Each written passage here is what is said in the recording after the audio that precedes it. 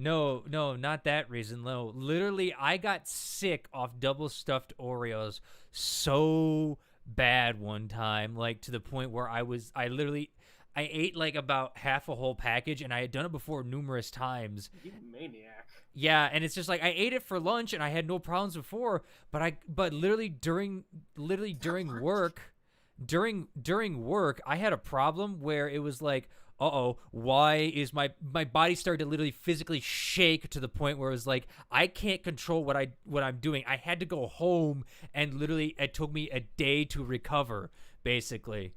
So I haven't had like a single Oreo in like years because of that. That's one hell of a sugar high. Oh my, it was so bad, Fen. Like I thought I was dying. Like it was beyond just like, a normal like, oh, I don't feel so good. This was like, am I dying right now? It was bad. So I haven't touched Oreos in years. They got these new flavors like carrot cake. Yeah, also speaking of which, who's got that fucking bag? Me. Burnt, we don't eat during stream. We do it at the mid-roll. Stop eating Oreos, Burnt. You're offending Zorn. No, he's not offending me. I just opened a bag of chips. It's okay. I better not hear anything. I can't hear mine because mine's the plastic bottle. This is how Ketcherin's gonna die. Oh no. Ketcherin, you find out that suddenly your body is incorporeal and the god seizes your soul. You fall dead. What do? I asked them, would you like to fondle my tits for I a caged second his chance? skull.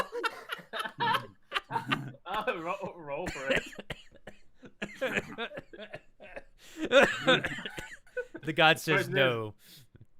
Doesn't roll that well, way. I'll say no. God doesn't roll that way. Just collects the souls. Yeah, but this DM roll. You don't want way. ghost titty? Oh man, this DM is fucking stupid. Some ghost elephant titty? Yeah, no, not into it. Yeah, I'm more of a short stack man myself. We've noticed. Shut up. I just like woman. Your kinks are very prevalent in your character. Really. I've seen the fan art and the art commissioned and everything. I've seen the art. In character, not really. She's sassy.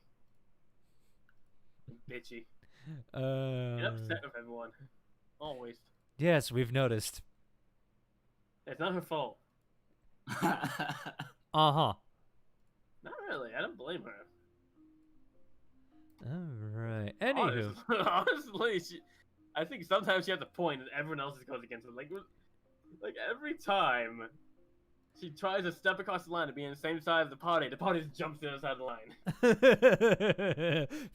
Fair point, but we have to see. So, but is everybody ready now that we wasted 3 minutes of our time as I post stuff everywhere as usual?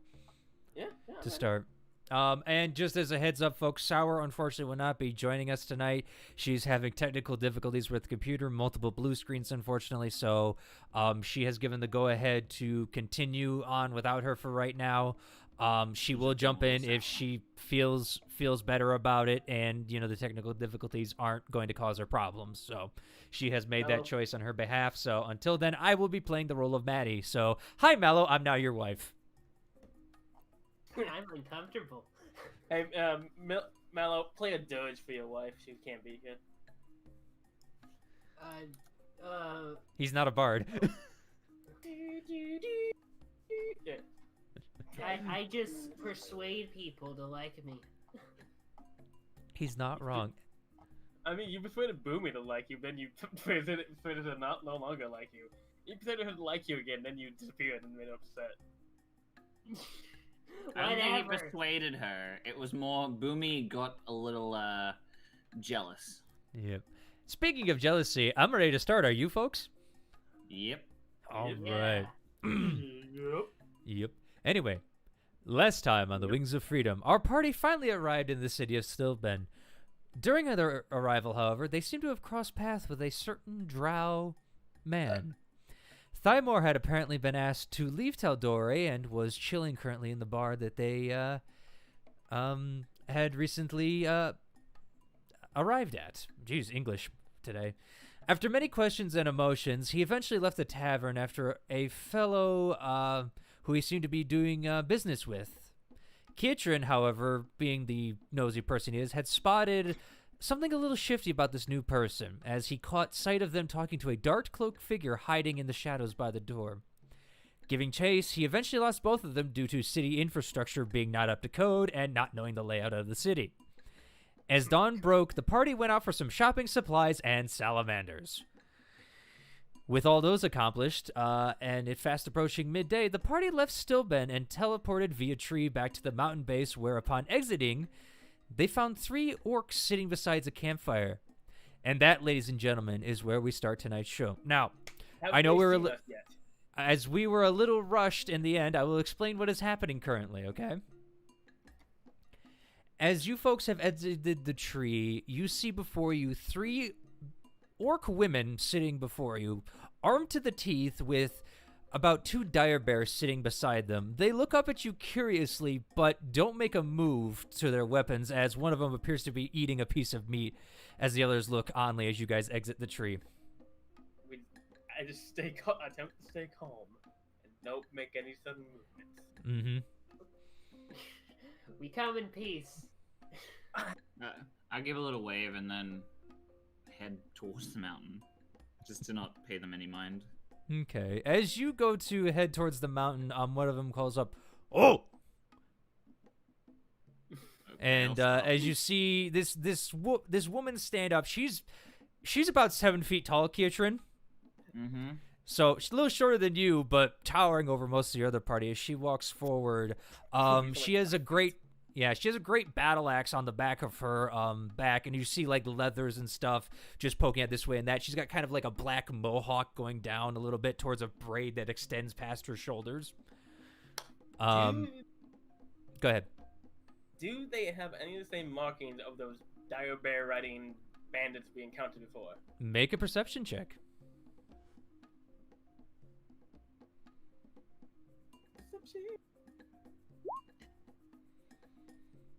21. As you look at it, very brazenly on her chest, she has that mark, yes. I'm just going to be a little bit more guarded and just rest my hand on the hilt of myself. Not drawing it, just like casually resting on the hilt. Yeah, as she approaches your party, in kind of broken common, she goes, "Hello, travelers. Hello? You... Hello, female. Mm-hmm. You, what is word? You get the funny feeling common's not her first language.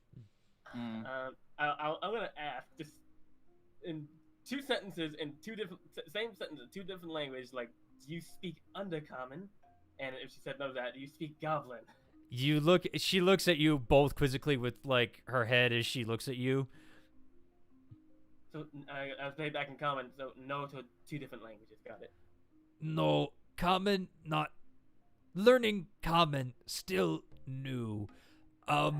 We look for wife... Or not wife, no. Other... Daughter, that is word. Daughter of tribe chiefess was killed in hunting accident. Have you seen? A daughter. Has this mark. Points to her chest with a mark. Oh. We have seen that mark before. I don't think we've seen an orc woman. One of them... What did she look like? Had staff, could communicate with beasts.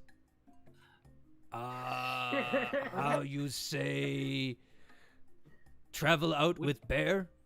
Points to like bears over there. Was there a second one with her? Yes, you see? Wolfman type of thing? No. You could turn into something. Yes, it would be bear. Bear man. Did he come back? Yes, said hunting accident. We have seen them. To you. We have seen them.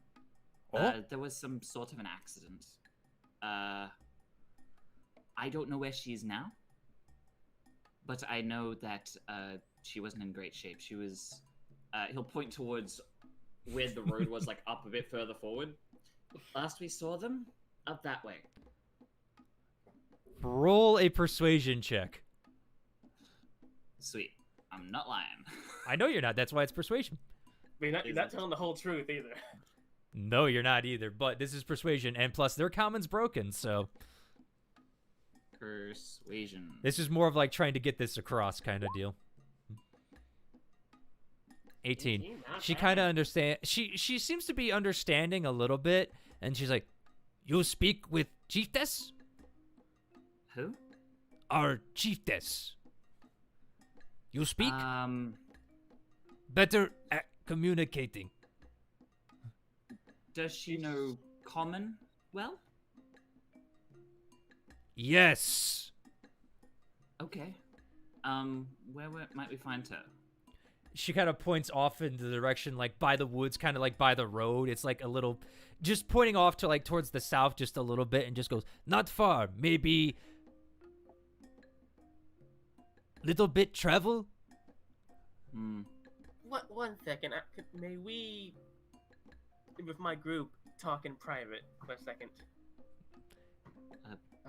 Sure. And she kind of looks like a little confused at that, but goes back to, like, backs up a little bit. I was just group away and let's get into a circle of everyone.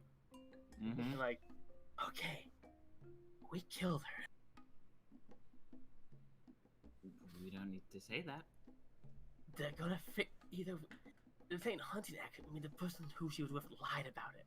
They might not actually be bandits like we originally thought. That might have just been some stupid shit they were pulling. Yeah, well. We'll just tell them that we are unable to...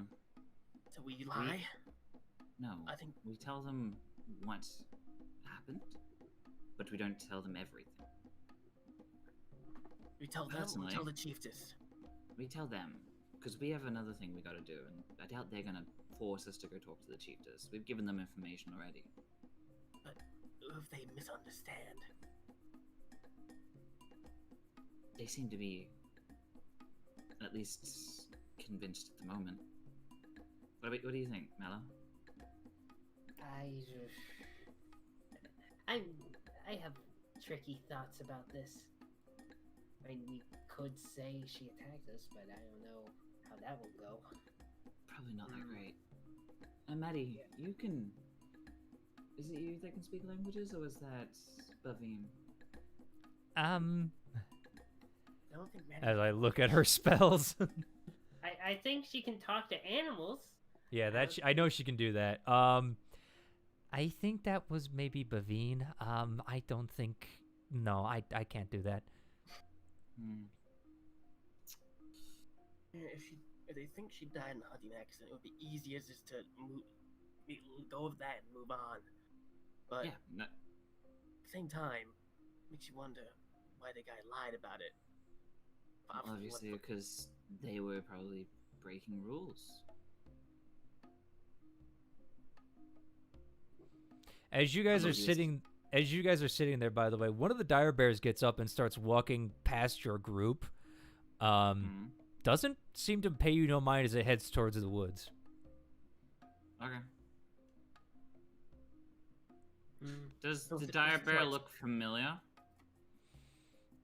I mean, you've seen 2 dire bears and you killed 2 of them, so I mean, Apparently, the other guy was a would-be bear. Does anything about this dire bear like reflect what's? Give me a perception check. Yeah. As you're looking at it. I mean, it's a large hulking beast, so. Nope. I'm busy talking with this party. It's a bear, boy. It's a bear, boy. Yep. Okay, so what's the plan? That was a natural one, folks. Let's put it on a vote. I'm okay with just saying that there was an accident. We saw them, they're up that way, and we're currently on our way to help our friends here. We don't have time to sort of talk. Same here. I agree to this. I almost feel bad about lying about it, but at the same time, we got a mission. Agreed. We move on. Okay. Though maybe we should give them a little hint that guy might be lying about it. I don't know. Aurora pipes up at this point and just goes, "It would be interesting to get more information about these mountains. I mean, they do live around here. They might know something." They might know a better way up than this straight up the mountain, because there's a path we don't know about. Mind you, if we do end up speaking to this person, if the person who did lie about it is around, they may just take his side. I don't know. Mallow's pretty convincing sometimes. Does Oh, somebody know 100%. Does someone know any of those spells that force people to tell the truth? Vicky? I can make people to tell. the Damn it! truth, It's but always they're dead. Vicky. Oh, you know it, Mallow? Yeah. You can speak for the dead? Yeah, he does know that, doesn't he? What? Doesn't I thought he knew how to speak with the dead. Was that Maddie? He's. We were just talking about truth things. Where did Speak of the Dead come from? I thought someone said speak with the dead. Sorry. No. No, Well- look. I can talk to people when they die, but I can't really. It isn't that kind of spell. Okay, so second vote. Do we, since we potentially have information that could be helpful to us, do we go with it and potentially get embroiled in some bad situation, or just try to wing it up the mountain ourselves?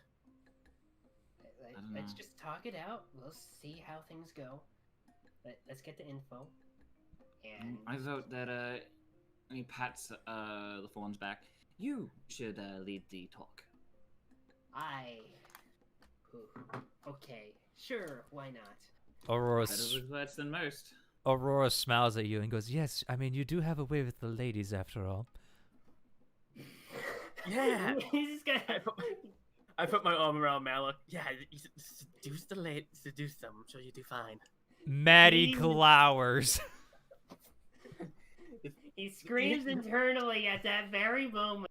I mean, you got a unicorn to love you, and you made me have a crush on you. You had to have something good with you. Boomie, Go I on. really wouldn't do that, otherwise he may just throw you under the bus with these orcs. Or I'm going to turn him into a skeleton. That too.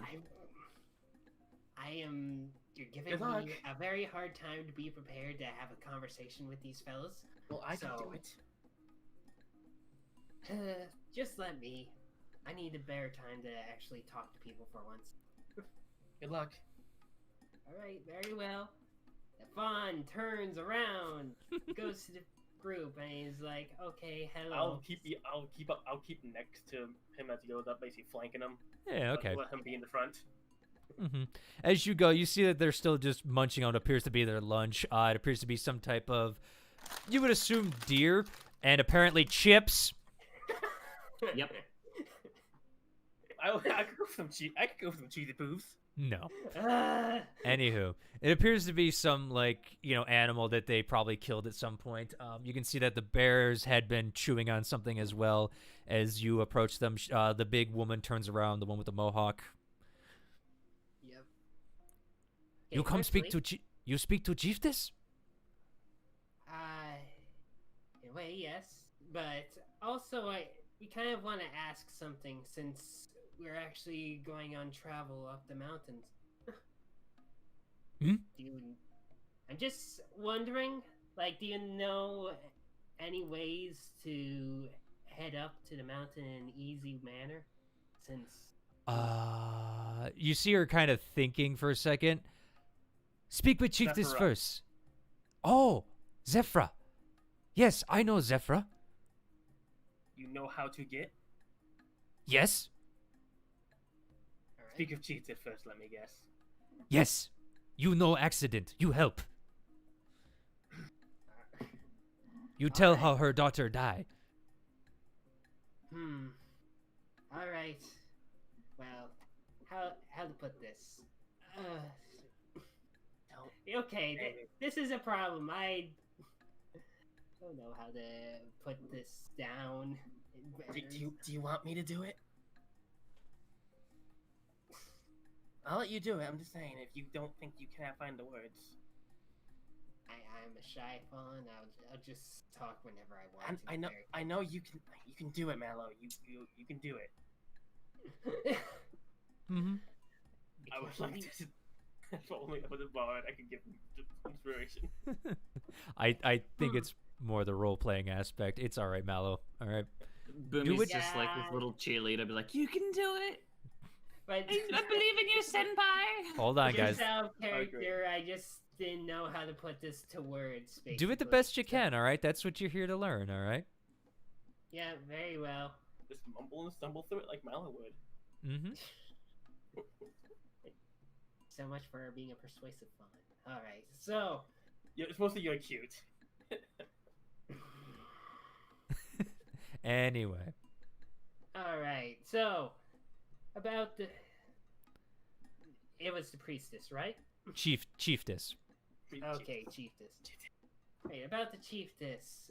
I do believe we have encountered her in our journey to. Yeah, we went on a journey through here.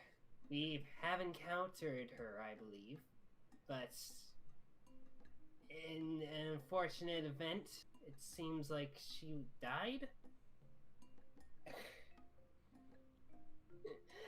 He's fumbling around, trying to think of the manners of speaking it well. Mm-hmm. Did you see what happened to her? Perhaps. No, only tell. You come. She like motions for your party to follow as they seem to be starting to break camp. I should point out. I think I know what's going to happen. If this is a trap, we won't go gently. You say that out loud? Yes. She looks at you and just goes, "Trap? No, just talk. I'll talk. No trap." Yeah, we're just here to talk, Boomy.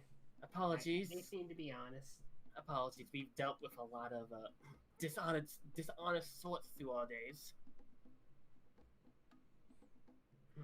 Lie.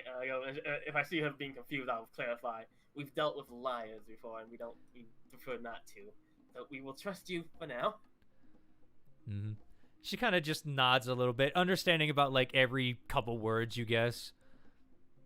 But all right. Eventually, as they break they break their camp. They start. The dire bear comes back. Two of them mount up. The third one seems to be walking on foot. As you guys start to follow a little bit towards the south. Are the dragons still in humanoid form? Yeah, they left the town in humanoid form. So Good. That stop the panic from that. mm-hmm. I mean, I think they're wise enough to be aware on when to transform or not. Don't worry too much about it, Fen. All right, I've got it under control with when they're changing and stuff. Okay, for story elements. How long Alright. is the trap gonna be? I wonder.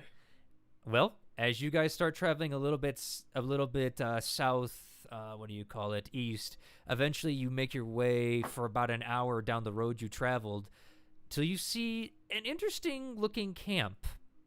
This wasn't here before. Yeah.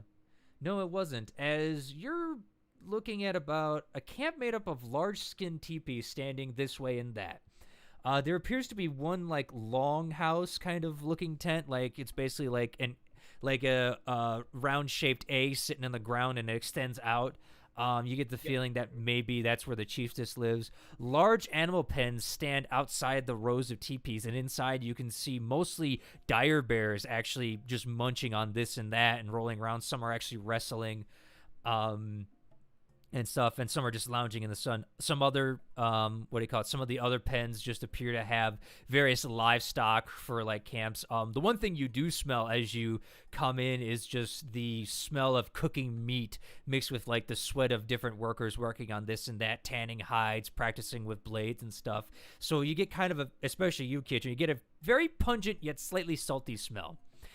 The one thing that strikes you odd about this village, however, it is disproportionately women. There are many woman orcs in this tribe, and as you look through, you only see maybe about one or two male orcs sitting around. Wow. This place reminds me of our party. Only one dude and like 4 girls.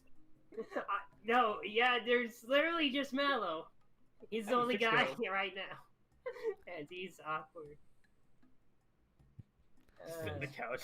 Well, Yes, as the Mohawked lady takes you to the longhouse as you see it, you see that a lot of the women start eyeing all of you as you walk in, some holding swords in the middle of combat training, it looks like, and stuff. None of them give you like a stink eye, just like they're looking like, ooh, travelers, you know what I mean, kind of deal. hope they don't want to take Mallow for Snoo Snoo. Why are you? I'm done. feel I'm done. That's the last joke, I swear. Mallow's gonna massacre sometime. Oh no. Oh no! Uh, Too many Eldritch Blasts. maybe. Aetus the boomius. As eventually you guys make your way to the front of the longhouse, it's kind of like an open circle area in front. You can see like there was like the remains of a large campfire from overnight as you sit there, and one of the ladies makes her way inside as you wait there. And after about 5 minutes or so, you feel the ground kind of like shake a little bit as you guys are sitting there. Is it an earthquake? No, as the tent opens, you see a 9-foot tall, insanely muscular orc female step out. She has a broad greatsword on her back, large, almost as large as Keatrin, in fact. But whereas Keatrin is like normally in his male form, he's pretty big and stuff. This woman looks like she could break him in half. She has one broken tusk off. You can see like it's jagged and stuff. She has many scars littering her body. She's got kind of like that done up hair, like in just like that little ponytail off the back that's like cut in a warrior's tradition as she steps forward and surveys you all. I'm getting the case of the vapors. Mallow just stares in utter fear. Is like, hi.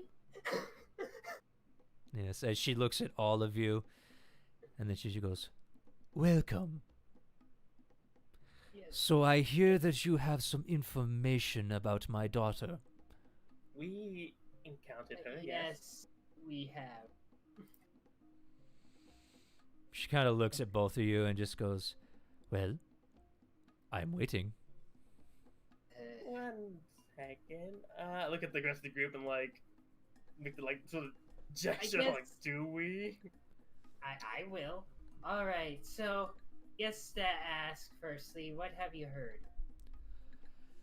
I have heard from Rita that she was lost in a hunting expedition that they went on. Well, Rita is lying, for one. She raises maybe an not. eyebrow. I'll shut up. Mallow, go on. Boomy. I just step back. I slapped Boomy upside the back of the head. Eventually. I wish I Shut could up. speak. But regardless, all right. I guess they didn't inform you everything that had happened. Well, we have encountered her, and I'm surprised he didn't tell you the whole thing that happened. So, she ended up fighting some folks, and she ended up falling to the ground dead, from what I have gathered and seen. But do you have any... I'm having a hard time speaking again. Curses. I blame Boomy for this. Do you want me to step in? The Well, choice is yours. your choice. Maybe you could say things better than me. Kind of fumbled me up for the moment. Sorry. Katrin, do you have something to add? Let him speak and stop interrupting. I'm out of character here. I'm crying. I just want to talk normally, but I can't seem to do so. It's all right, man. It's all right. Take your time. You can do it. Mm-hmm. You're the bard, you get extra chances. guess I do.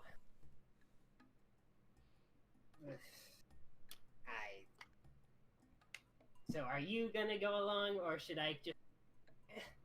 If you think you can't keep doing it, then let us know. We can take over.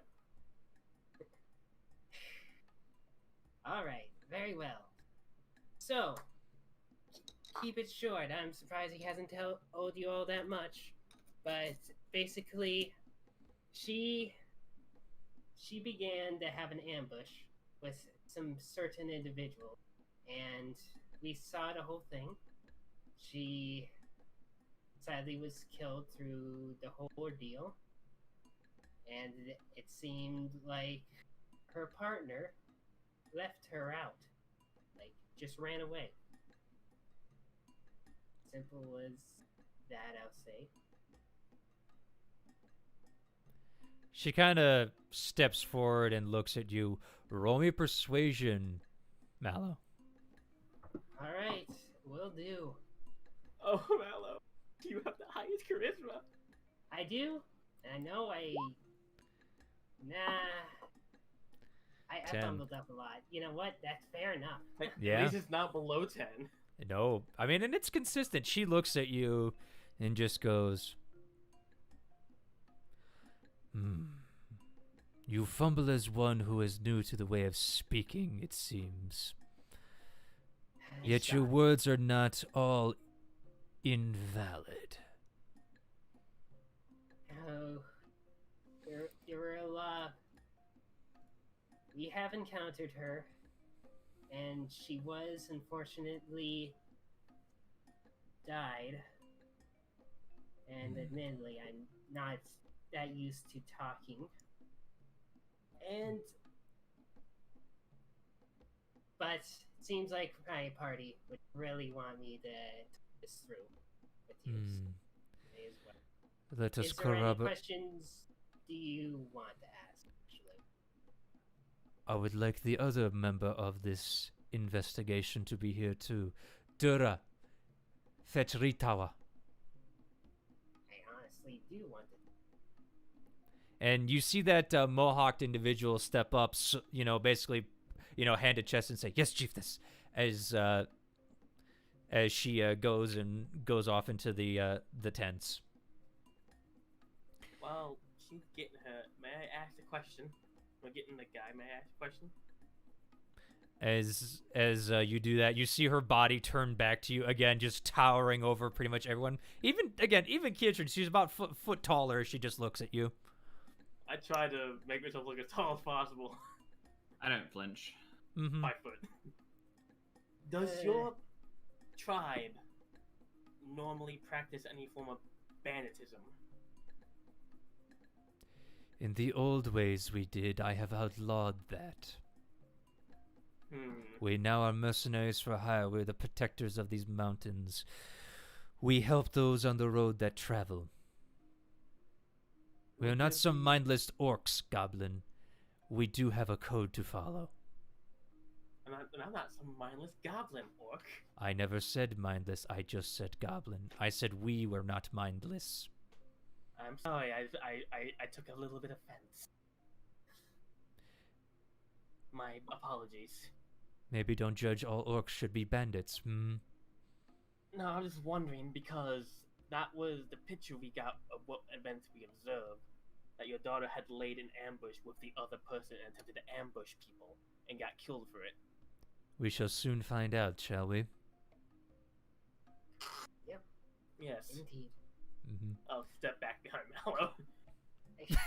And I can't help but laugh at just entirely big party, bigger than Mallow, just standing right behind him. I'm not standing behind him shielding him. I'm standing behind him putting him as the lead. I could easily step in front of him, Mallow, if I wanted to. Fair enough. This whole time, by the way, she has her she has arms the size of Keatrin's thighs for the most part, if you catch my drift. I figured. Yeah. Everybody She's a very big and strong woman who has seen many battles. She could crush man's skull like sparrow egg between thighs. She could do that with 2 fingers. Ooh, ma, that's one big old hunk of woman. Yeah. And She can eventually, use after that. about 5 minutes of waiting, you guys see an orc man approach, and you all instantly recognize this is the other member that those 2 that attacked you. And Glare at him. yeah, a little he bit. sees you guys and immediately stiffens, however. Alrighty then. Okay. Hello to you, sir. All right. And with that, you actually see Keatrin and what would be Maddie, but Keatrin, you mostly see this. Her eyebrows raise as she seems to have noticed that too. Only Keatrin sees that though because of his passive. Hello again. I don't know you. Really? No. Funny. I know you. Alrighty. Hello to you then. So, what do you have to say? He looks around and just goes, Chiefess, why am I here? And she just looks, this is about the accident where my daughter Naf died. She looks at him. I already told you about that. We were hunting in the swamp. We went for a game to try and find something for the party, something fresh. You know about the tribal incursions that are happening out there. We've been hired to protect around here. I am very well aware, Rita. However, normal hunting accidents don't normally end with the death of one of our members. You all have been given rings to get out of dangerous situations. The loss of the bears was enough, but the loss of my daughter, that is something I cannot permit. I care for all of you. However, she was a little more special to me. You see Rita, or Ritawa. Oh God, I will just show you how his name is spelled. Ritawa. Ritawa. Boomy suddenly feels guilty about about death for once. Mm-hmm. I also want to kill her. He just looks and just goes, I have told you, Chiefess, what I observed. Yes, however, this group seems to have said something differently. And judging by your reactions from all of you, she looks at both you guys and him. You two seem to know each other more than you are letting on. So, I wish to drop all pretenses now, or let us just say things will not go nicely for either parties right now. And you see her kind of get just a little more bigger, just like imposing shadow, you know? Mallow, I just look her in the eye as she does that, not giving a shit. maybe Mio Kiatrin should step forward and talk on this You know point. what? You know what? I am tired just trying to say things that aren't the full thing. Alright. You know what? I can tell you the truth. Alright, sure. I'm gonna tell you something. And maybe it's not gonna be good. Maybe it is. But I want to tell you what happened.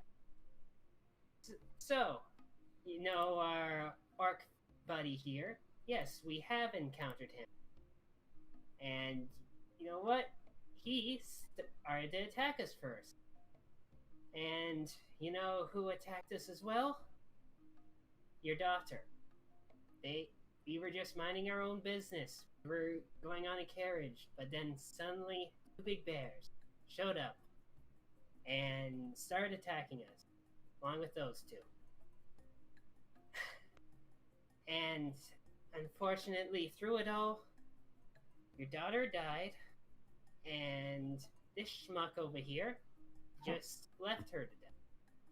So, that's gonna be my say. And as you finish, Rita looks at her and just goes, I told you, I keep wanting to call her mistress. It's chiefess. I'm so sorry. I've been in too many only forms. mistress here with Boomy.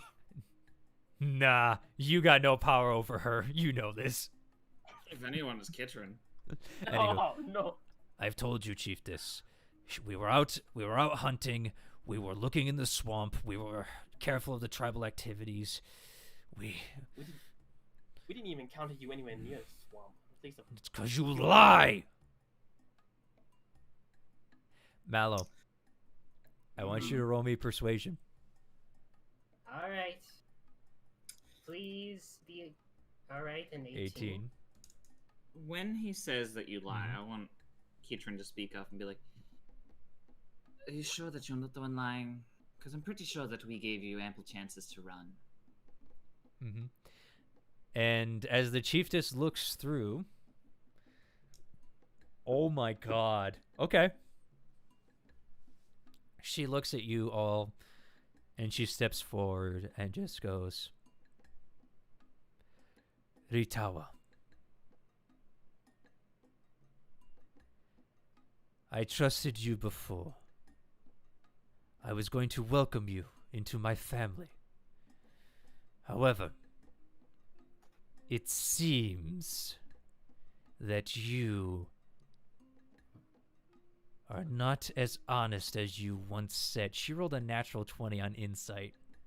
Oh, And he- yeah, baby. And he rolled a 9 on persuasion, and so yeah, You can hear the she warble is and seeing fear through in some voice. she's seeing through some bullshit now with new evidence as she looks at him and just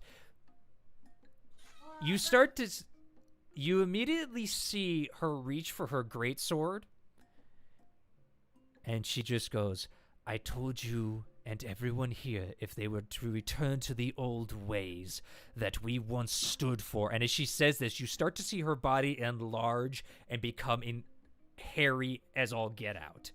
And you see that it's the same brown fur that you've seen around the dire bears, as her muzzle actually juts out a bit too and forms like these large, her tusks get bigger basically and everything as you see her take on features of a bear as she grabs her sword. And you see Rita also start to transform into his bear that he apparently has. He's just like, Chiefess, I have not lied to you. I've not lied to you once. I've not to... Oh!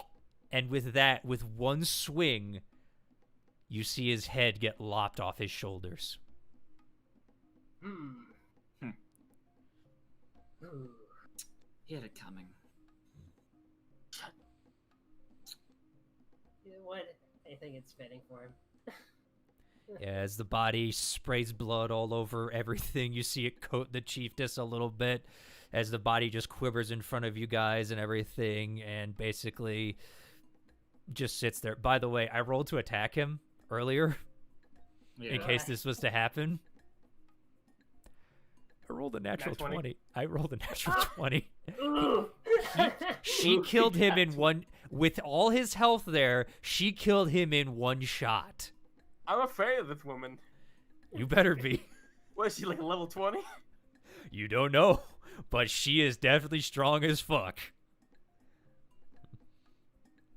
As she just sits there. Alright.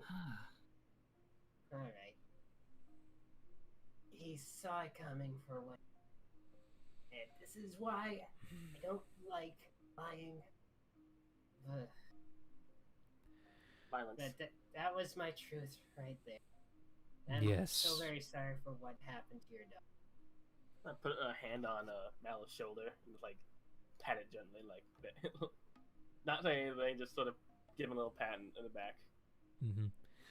She kind of looks back towards you guys, and with that, you see that the fur recedes, and her maw kind of, goes back into her face as she takes on the more orcish features instead of the bear features. If you would join me, I would ask you to sit with me and tell me the tale of how my daughter fell. You know what? Very well. Very well. We'll tell you about it truthfully. And I do mean truthfully. He looked at the entire party. Mm-hmm. Nod. Good, since we know what happened to the last person. Lied fully. I mean, we didn't lie to begin with. I know. But still, just in case, I don't want to lose any. Anyways. Yeah. You see her start to basically plod toward the longhouse and like opens it up and holds it for you. And as I'm guessing you guys enter. Yep. Yep. All right. Respectively. You might have Yeah. respectively a little bit lower. Yeah. As you guys enter, you hear her shout. Does any of you guys speak Orcish? I don't believe you do. No. Let me. No, sadly not. Let me check Maddie. I don't believe she does, but I gotta check her because she's got a stupid amount of languages. Nope, she doesn't speak Orcish. As you just hear her, yeah, as you just hear her shout in a guttural language. Utak, itak, otak. Wow, I didn't know there orcs were Klingons. No, they're Pig Latin. Quiet. I'm doing my best Orcish. All right, it's loud and guttural. Okay. Yes, makes sense. Yeah, and Keatrin, with your eyes, you would see that the people start moving towards the body of Ritawa.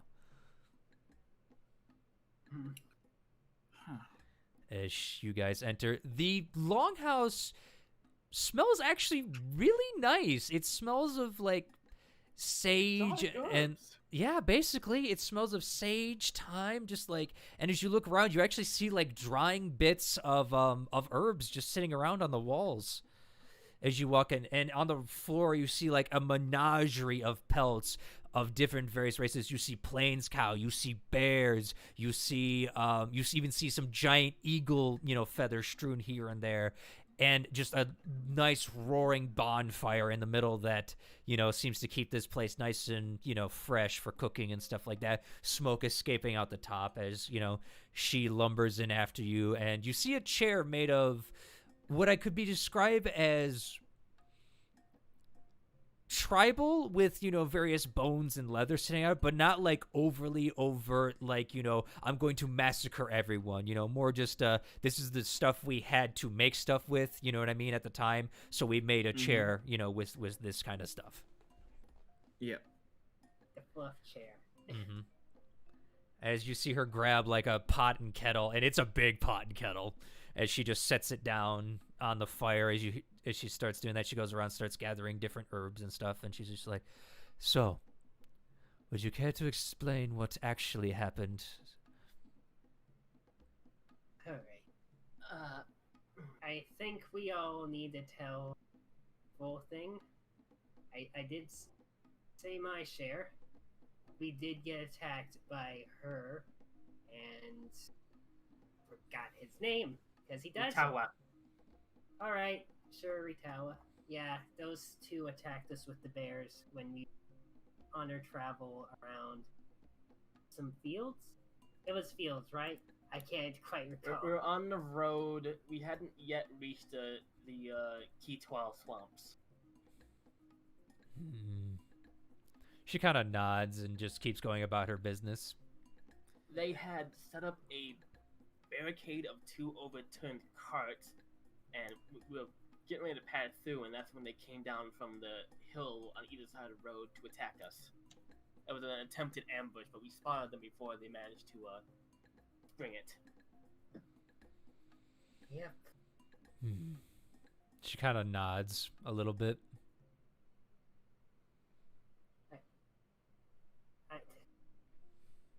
And yes, we did kill your daughter, and hope no hard feelings on that. Did she die fighting? Oh, she went down swinging. She fought hard. They both knocked knocked me on my ass once. Oh yeah, I think that was definitely. Ritara. But he literally kicked my head off my cart and tried to steal my wagon. Honestly, they gave us such a hard time. We thought one of us was gonna die. But we did survive, and we thought we were gonna get killed. We went about them. We did kill just to survive. That is understandable. She kind of sits down in her chair, and you hear with her massive bulk, you hear the thing creak, but it holds. As he just sits there and looks at you.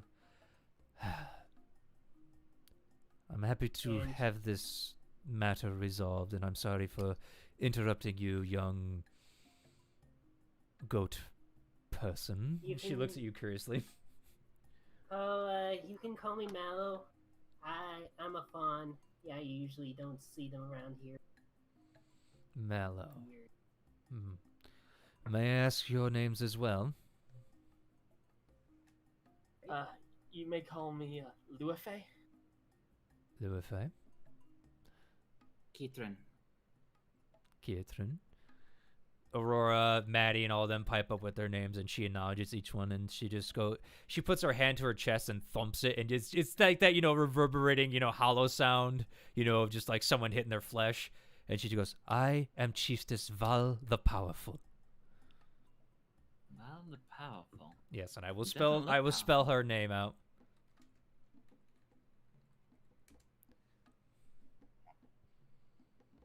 It's always two ways instead of one. They're orcs. What do you expect?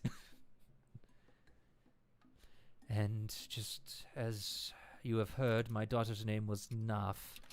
So, in her full title, she was known as the Wild Naf. Oh. She preferred the druidic ways and was actually working on becoming a member of the Ereshari. Oh, But it seems weird. her ambition led her astray. Do We you, are actually do you traveling think to Zephyr. Ritawa kind of influenced her? They were very close, and I am not going to lie, he was gifted with the curse of the dire bear. And I was looking forward to one day calling him my son. I'm sorry I had to go down this way. You kind of see her sigh. You see the pain in her eyes, but but she does seem to like just go, sometimes it is the way of life. When you are called, nothing can stop that. If there's any way that we can at least soften that blow, I believe we can happily help out in some time. It is all right. I will just have to. You see her kind of look up, just like, just in the air, and just go, either find another heir among the women here already, or create another.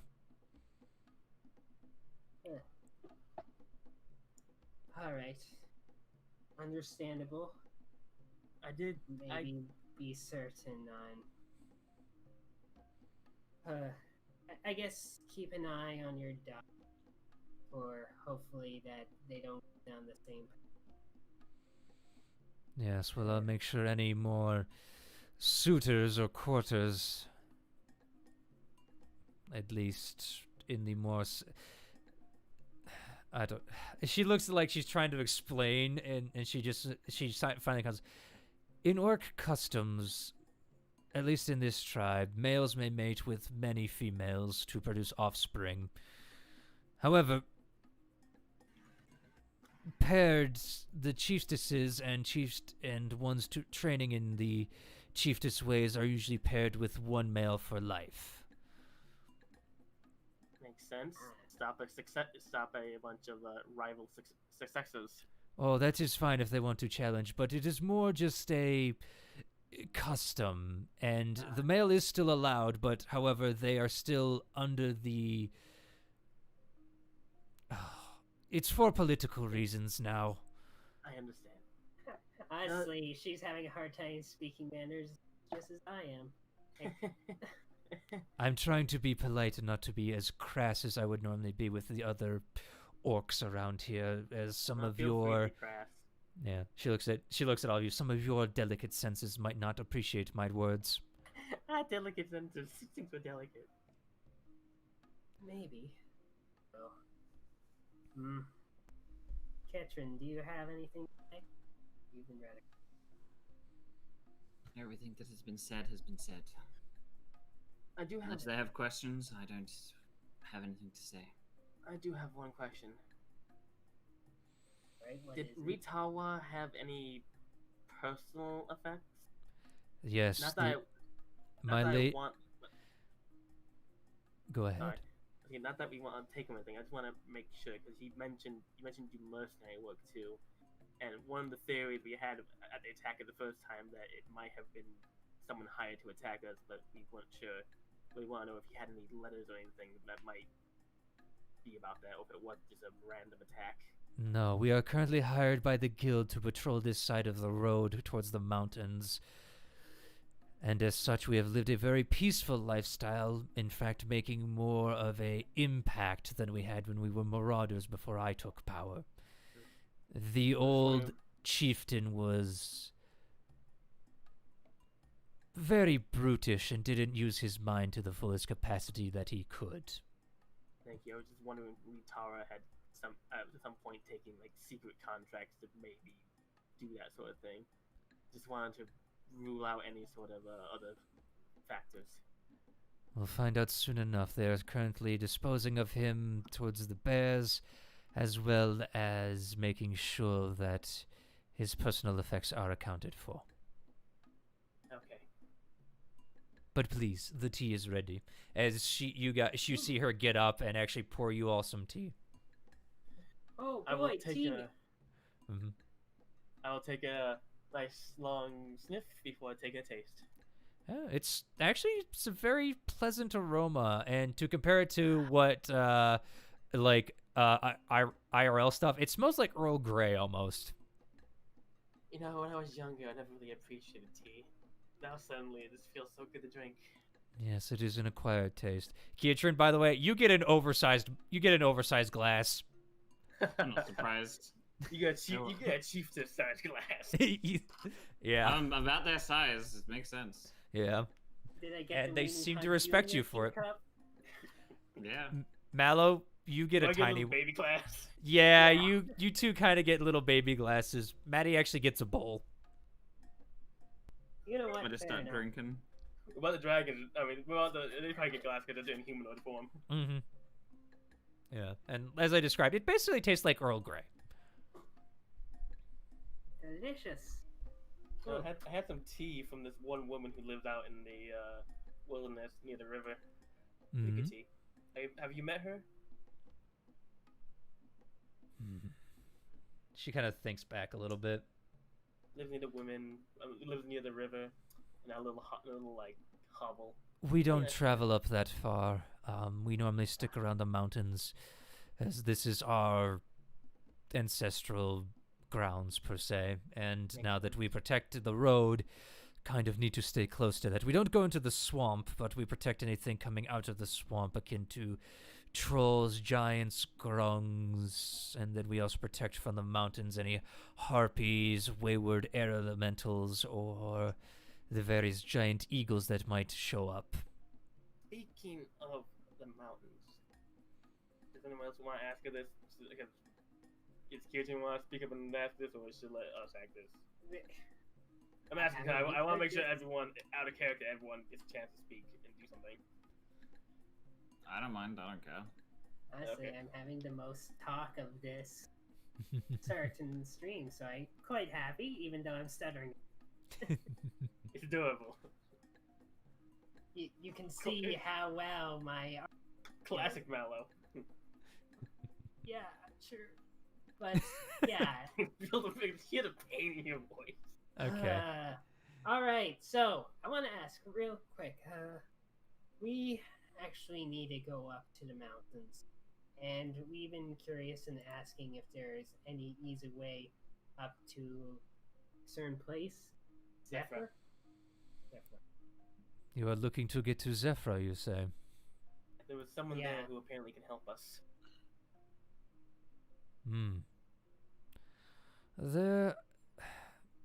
Some of our ladies here do know a way up there, as we do trading missions sometimes with them for supplies and such. And as I said before, my daughter was training with some of the druids up there.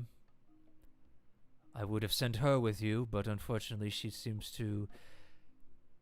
Let's not dwell on it Yes, too hard right now. I'm just... It's not that I am dwelling on it, it's more that I'm just making an observation of what could have been, but what is not, due to choices made by individuals. maybe your next daughter can be surpassed that. I'm Hmm. pretty sure the next one will be. Yes, Ow, or I'm in getting my... sensitive. No, he is correct. It's fine. We have many children over our lives, though I am getting to the point in my age where I don't know if I can produce any more children. It would be fun to try, don't get me wrong. However, I don't know if I can. I may just adopt one of the others into my family and pass the chiefess title onto her eventually. Though I will have to say one of them does need to grow a little more. She cracks a smile.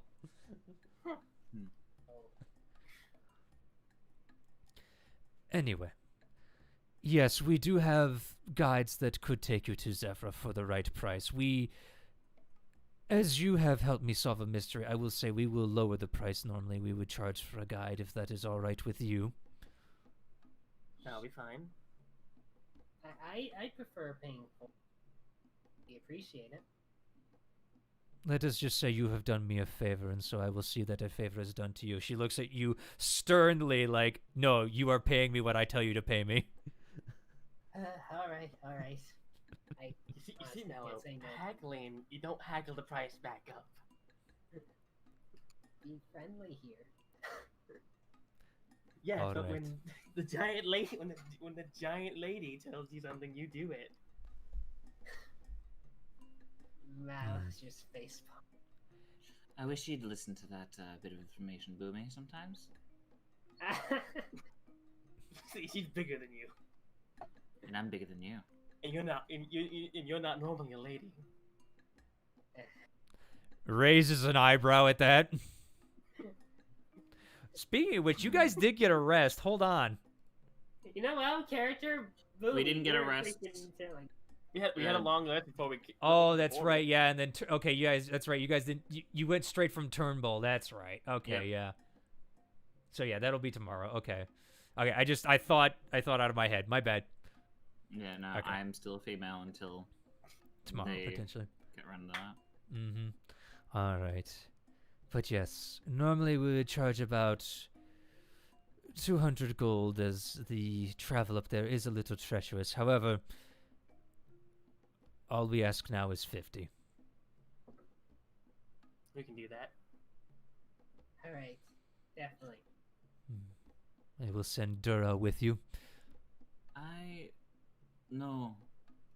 No mean to butt in. I feel it's only right that we pay at least 100. I'd Mallow. Look, Yes, and the reason being is we were the ones who... I was the one who ended your daughter's life, so I do feel somewhat guilty about that. And she died fighting. Oh yeah, no, she kicked my ass. You kind of see her smile at that a little bit. However, as I stated to your other friend before who wanted to pay in full, I only ask 50, and will only take 50. I will pull out All 5 right. platinum pieces. Mm-hmm. Oh, my goodness. Yeah, you pull out the 5 platinum. She puts her giant hand towards you. Boomy, this hand is is bigger than your face. Oh, I couldn't imagine. The lewdest of thoughts holding the hand. God damn it, Fen. Yeah, hold that hand. Yes. All right, you place the 5 the 5 platinum, and she just goes, very well. I will send Dura with you. And actually, as you say that, you see the tent flap open as that mohawked female comes in once more with the braid going down the back. And the one now known as Dura to you guys comes in and actually presents a book to the chiefess. She just is like, thank you. And Dura, get your stuff ready. You're taking these people to Zephyr. And you see her in a broken comment. Understood, chiefess. As she exits. Okay. Does everyone here know Broken Common? I'm teaching them more common. It is tiresome. Ritawa was also one that learned of it easier than some. Zephyr has been a help with that. However, as I have said, we are new to the whole talking with others. I get it. Especially- used to- You know what? Yeah, I can well- relate to that at the moment. Hmm. I think about like 2 years ago, I didn't really know how to speak common that well. Mm. You didn't know how to speak common that well like a month, no, not a month, like 6 months ago. And that's when I met you. Look, I could speak it, just the bigger words were confusing. Well, it's quite nice to be able to talk peacefully with your tribe. Mm. She kind of It's been a nods nice as you change of pace. as you see her thumbing through this book, and you start to see her face start to scowl a little bit as she's reading, and you see her flip a couple more pages until she gets to a part, and she just goes, "Ah, the fool!" and she just tosses the book in the fire. Was that important? No, it was his journal. Anything in it that we should know about? Yes, he was going to attempt a coup against me eventually with my daughter's help. To Oh, wow. return to the old ways because he was bored and so was she. Didn't I'm feel sure we that- were living up to the orc name.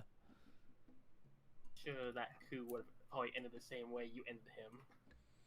Not with my daughter's help. I feel I may have fallen in battle. I am powerful, don't get me wrong. However, I am... How do I quantify in your words? I'm around 50 years old at this point.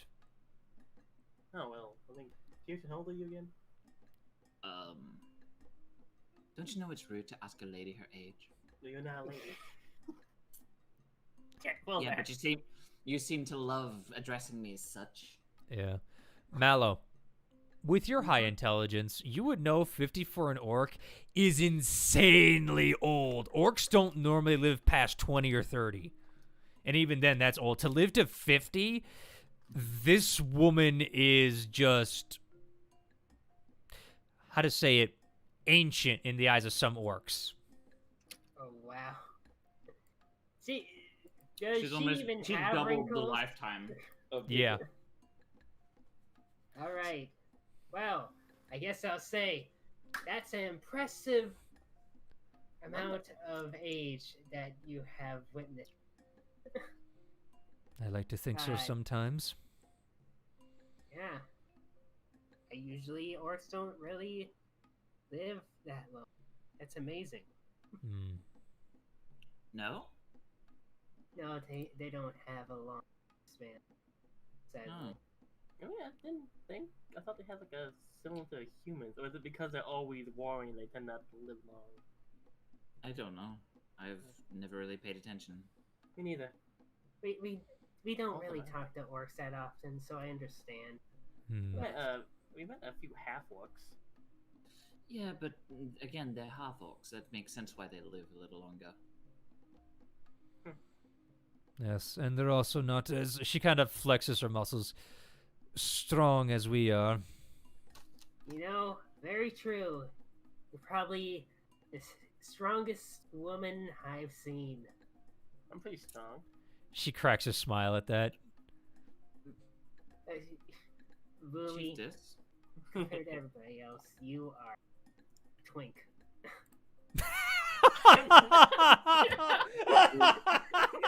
No, I'm not a twink. You're a twink. No, that makes sense. You are pretty much a twink. Although, Chiefess, if you don't mind me asking, Yes. you mentioned that they were both getting bored of sorts, yes? Yes, apparently they didn't like our new way of protecting others and rather just take what they please and live off to the wild fancies. Like I said, as one who has taken power, I've been trying to get that out of their system to live longer lives and to live more fulfilling lives. You can still have battle, but you can be protectors of such ways of life. You can still fall Hmm. in glorious combat, but Oh, in protecting of boring. another is more of a nobler pursuit. You could go bounty hunter. That's also a good way to find a lot of good babble. We're mercenaries. We're already working on that. Yes.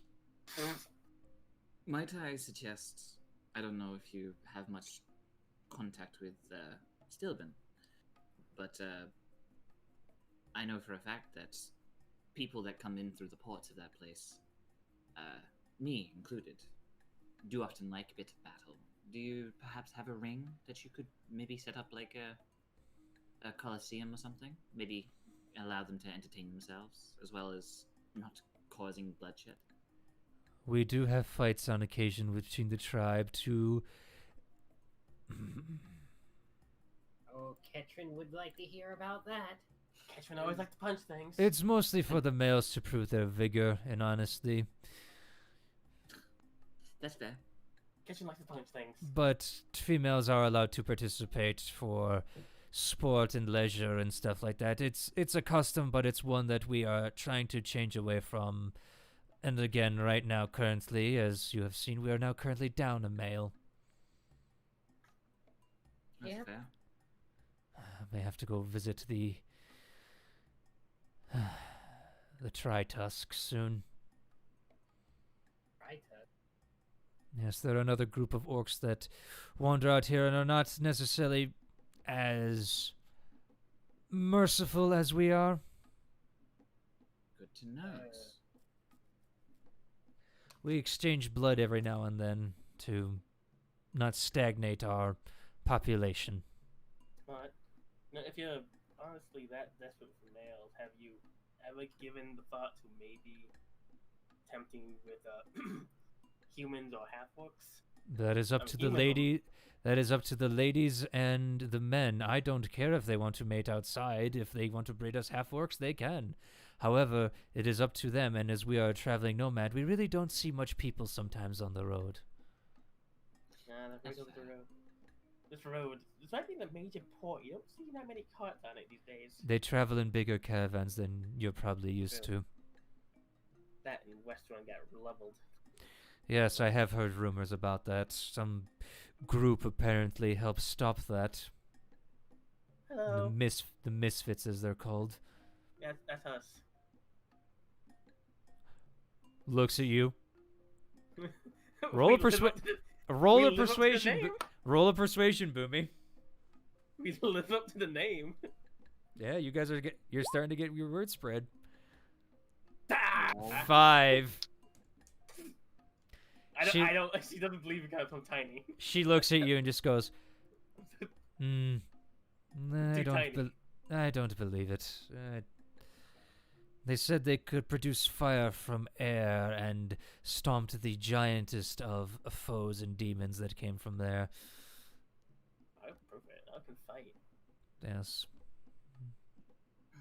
She looks at you and just goes, I just grumble and sip my tea. yes. I'm sorry, Boomy. Yes.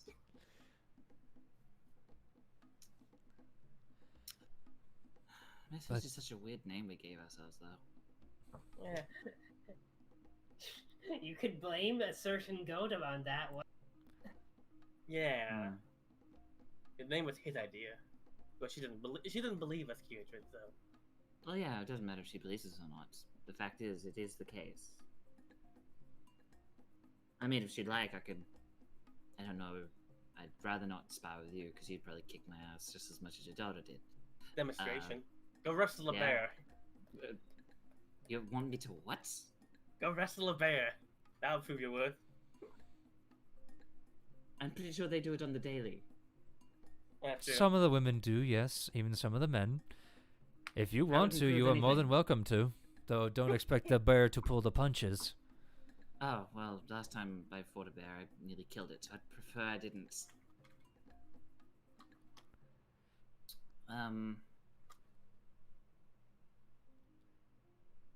Well, we don't really need to prove anything, to be fair. Spoken like one who does not need to prove that they know they are strong. She looks at you and nods. Hmm. Oh yeah. I just blush and drink my tea. No. Yeah, she's nodding towards Keatrin, by the way, when she says that. I got the context. Okay. I got the context. Dear. But yeah, I mean, of everyone here, Ketrin is the strongest physically. Can admit that. I can tell she does work out. Yep. Definitely. I've been slacking the last few mornings because I haven't had time to. Hopefully, this trek will allow me to get back into that routine. If you need a sparring partner, talk to Dura. She's more than happy for a fight. Oh, well. We may have one or two on our trek then. Fair I enough. won't be Speaking good which, at where is that daft girl? And you see her get up out of the chair and exit out, and you just hear her booming voice in that guttural language call out. And eventually you hear, the jangle of equipment. And she pokes her head back in through the longhouse and just goes, Dura is ready to go when you are. All right. Perfect. Unless you would Perfect. like Should to probably- stay unless you would like to stay for the night. I think we should get going. What is it, afternoon right now? Yeah, it's getting to be about like just a little afternoon. Like the sun is starting to pass its zenith. So We got at least a good another 4 4 hours. or 5 hours, yeah. I think 6 hours. We could maybe get 6 hours of travel if we go now. all right. Yeah. Can I make Wait a a minute. survival check to see if I can figure out, like, because we Whenever are the next sun to a goes mountain. down. Yeah, Whenever we the are sun next to a goes mountain. How long do we have of light? Sure, go ahead. Well, also east and west, so yeah, I think. Go ahead, make a survival. Let's see what happens. Survival. 24. 24. God damn, Kiatrin. Mm-hmm. Yeah, like you guys said, you got about 6 to 7 hours of walking if you want to get, at least to the, footholds. And depending on how fast you guys walk, you might be able to get, into the mountains a little bit before camp. Yeah, we've got enough time to at least get to the base of the mountains. Probably be best if we Alright. left now. Oh, before we leave, is there anything we should be worried about? We've heard about air elementals, but anything else? They mentioned harpies. No, Yes. that's true. The giant eagles, harpies, there are some griffin nests up there as well, but generally if you don't provoke the griffins, they don't attack you unless they are hungry. Harpies are more of the, how shall we say, scavenger. They like to scavenge. Again, the giant eagles, they will hunt you if they feel they can get away with it. They're not dumb. None of these creatures are dumb per se, but don't chance it, especially if they do see an opportunity. Hey, Kiatrin, remember the last time we were up in the summit peaks? Good we times. we saw that big bird. What did I don't want to see that big. No, that was No, it was a rock. That was over in the Cliffkeep Mountains. This is the summit peaks where Zephyr is, right north of us. Yes. Remember exactly. we had the mission go fight that kobold cave, Oh, no, and yeah. then we got kidnapped by dragons. Yeah. Good times. Good times. See, when we first started this campaign with a totally different party back at episode 1. Thank you for the plug. All right, let's continue with D&D. I'm just and okay. Well, thank you very much for the company, Chiefess, and thank you. And I'm glad to be honest with you. So, Yes, for and us to get going. if you are ever in the neighborhood and you see us, you are more than welcome to stop by and say hello. And if you want anything to trade and such, we do deal with various animal hides and supplies if needed. And we do also offer protection for the right price, obviously. Of course. Okie-doke. Mhm. Good to note. Thank you very much. Yes, Adura will Um, guide you your way. Onward. Lovely. Yeah. As you go off, you see her, as you guys start to head that way, you see Dura being held up by the chiefess, and once again in that guttural language, you see the chiefess talking to her, and Dura is just nodding, and saying a few lines back as well. Till eventually she comes running and catching up with you folks and just goes, okay, we go to Zephyr. Yes, Yes. Zephyr. Follow you can me. Lead the way. Yes, chiefess, tell me to lead way. Of course I lead. Perfect. All right. Remind me to try to help teach you some common. Don't worry, chiefess teach me little more when back. Right. Good to know. Would you be willing to teach me some orc? She kind of looks and just goes, maybe not enough time? Okay. How come we don't have one goblin? Because we don't come across enough goblins to make it worth it. No, it's kind of weird. Maddie just starts speaking in Goblin to you. But you know, I can speak it. I just choose not to. Beautiful language. As it comes out, just like I was gonna say it sounded like Gremlin. it basically does sound like Gremlin. Remember back in the day where we made a joke that it was Japanese? Basically, yeah, and fucking Elvish was Spanish. Yeah. I still consider that, but you know, we've kind of gotten away from that. So the old jokes. mhm. You know, it's just occurred to me, we've got to figure out when our characters' birthdays are. That's up to you guys. I don't know the Exandria's calendar though. I can get you the Exandria's calendar if you want. I thought you have it. Is Do it in it. the book? I will do Do it it. later, okay? Is it And in the yes, book? it is 'Cause in I the have book. that. So, but Okay. we are playing D&D, so we will look at that later. As you guys set off on your journey, you go past the road where you first came in. I mean, you only were an hour away, and you start heading towards the summit peaks. As you get between the summit peaks, the one thing you notice is kind of like around like the K'tau swamp, most of the lowlands here are very boggy and, you know, squishy for the most part. But with your guide that you hired, she knows her way through this and actually leads you up into like some of the more rolling hills through this area. So you actually make good time. And eventually at the end of the day, you guys make it pretty much all the way to the mountains a little bit. Ooh. As likely it it's starts getting chilly, dark. Correct. Not really. It actually is pretty warm here. I mean, it does chill off a little bit, but it's definitely a lot of, how to say this? It's a little humid in the mountains, which is weird. Huh. What's happening? Sorry, I had to be right back. Basically, you guys traveled for a bit and eventually made it to into the mountains area, but you're still above the swamps a little bit, so it's a little bit humid right now.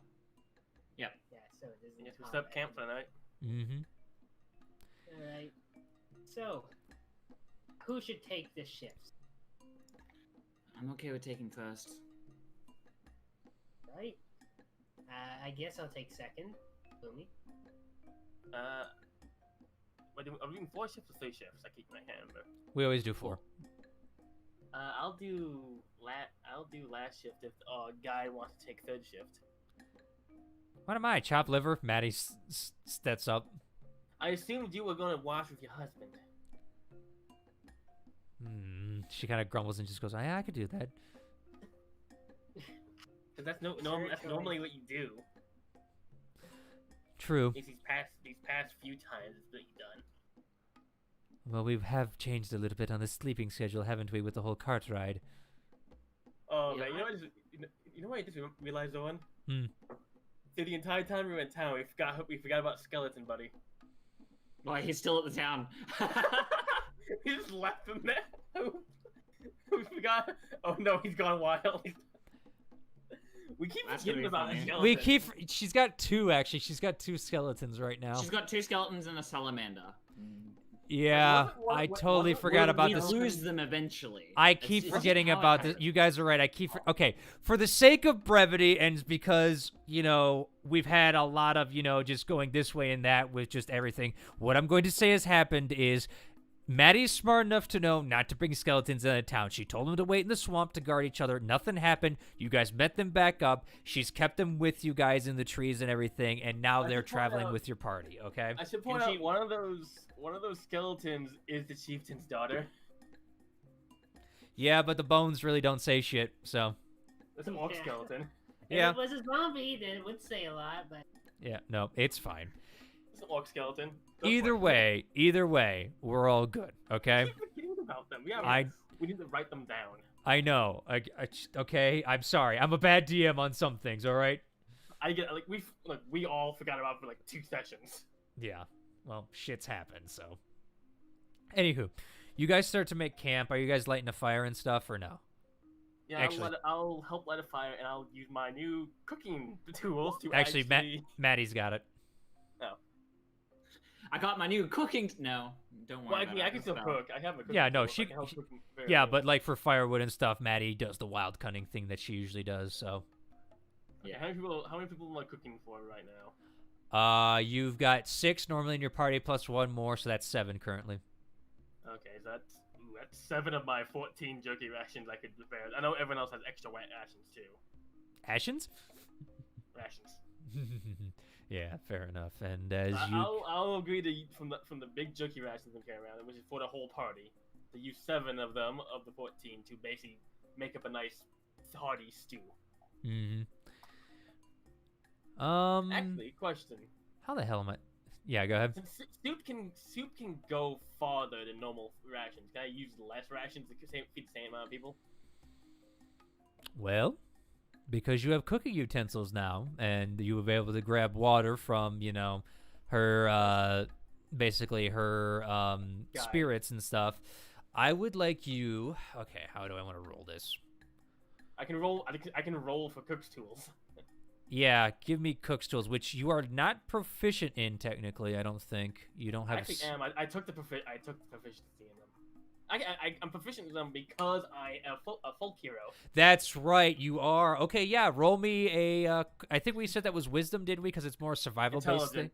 I think it's. I have it listed down as intelligence. Because it's a tools check. Yeah, but it's the thing is like this is a more survival thing with you trying to cook stuff, you know.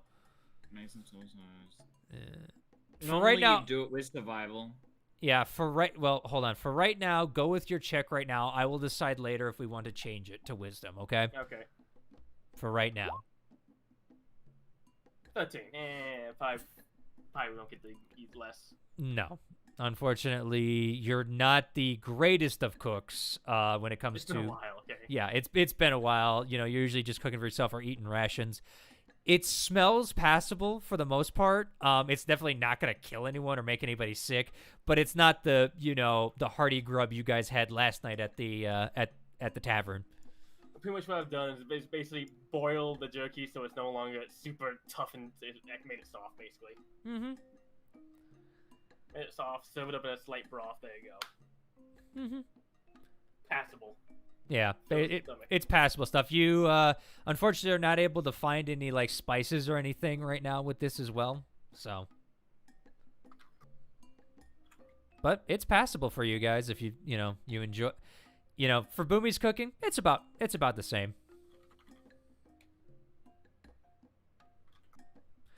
All right, and as the night comes to the close, you guys start to head off to bed and prepare for watching. With that, we're gonna take a quick break, okay? Okay.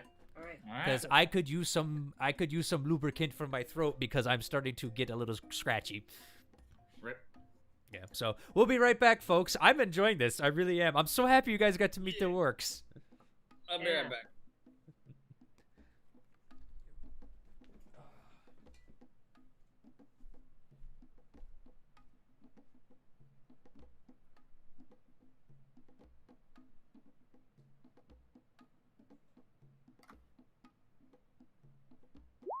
Nope, sorry. Didn't mean to do that.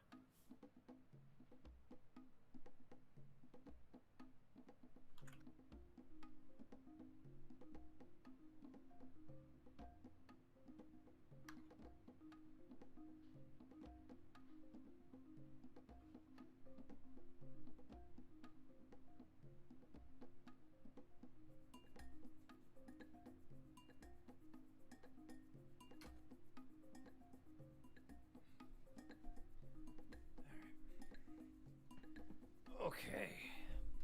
Sorry, I rolled extra. I'm actually looking up stuff how a tool use actually works. Yeah.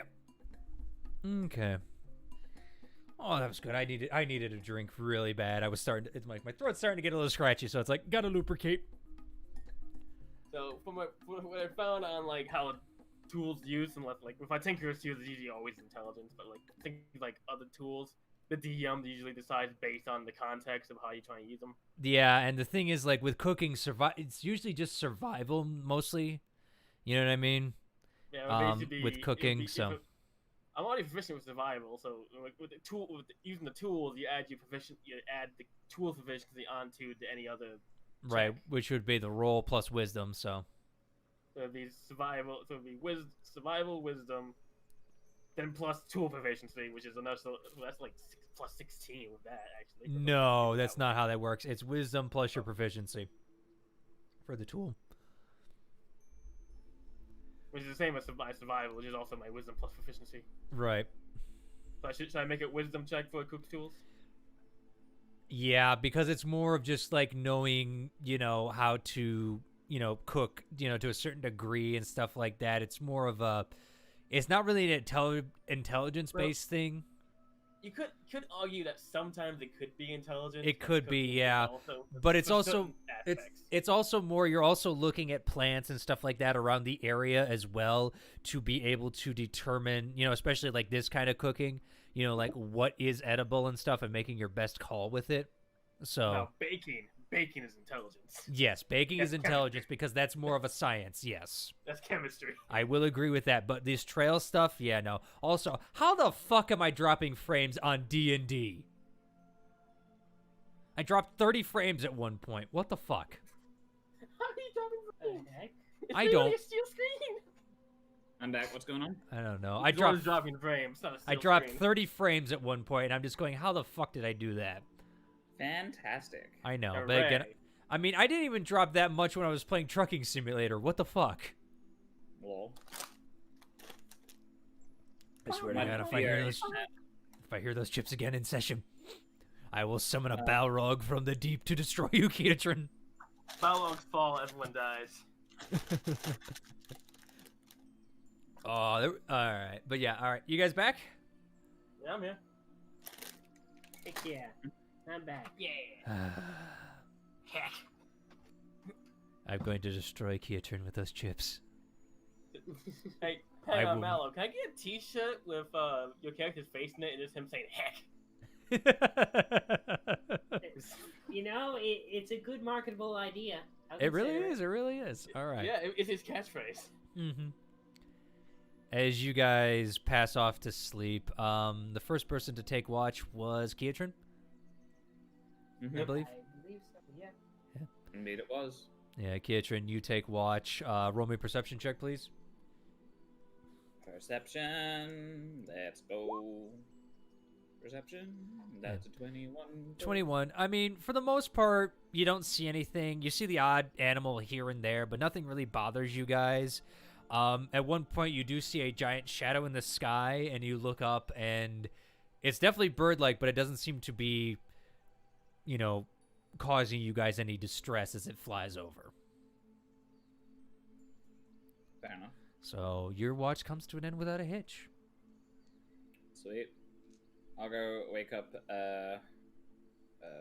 what's his name? Mallow and, Maddie. Mm-hmm. Alright. Good evening. Or I like to call him Madflow. Madflow. Yeah, I'm going mad. It's your turn, Malimash. Oh, okay. Oh, okay. Thank you. Alright. Okay, I completely forgot. What was the next person I need to wake up at? The guy. Yeah, you Sure, need to Rob. wake up the guide next, afterwards. Okay. Thank you. You're welcome. Okay. So, my turn, and honestly, I think it's a good idea that I have a second person with me, because my rolls for perception usually suck. Well, we'll have to see. Unfortunately, Maddie can't see in the dark, so she really can't help you on this one. Great. Okay. I guess I have to say I suck, and then it suddenly gives me. I suck. Roll that 20. That's Mallow. how my rolls usually go. I'm like, I'm shit at this. With your sight, you see everything in the dark. I mean, nothing is escaping your sight, especially that rabbit hopping towards you as it hops up, wiggles its little nose, and hops backwards at the smell of meat.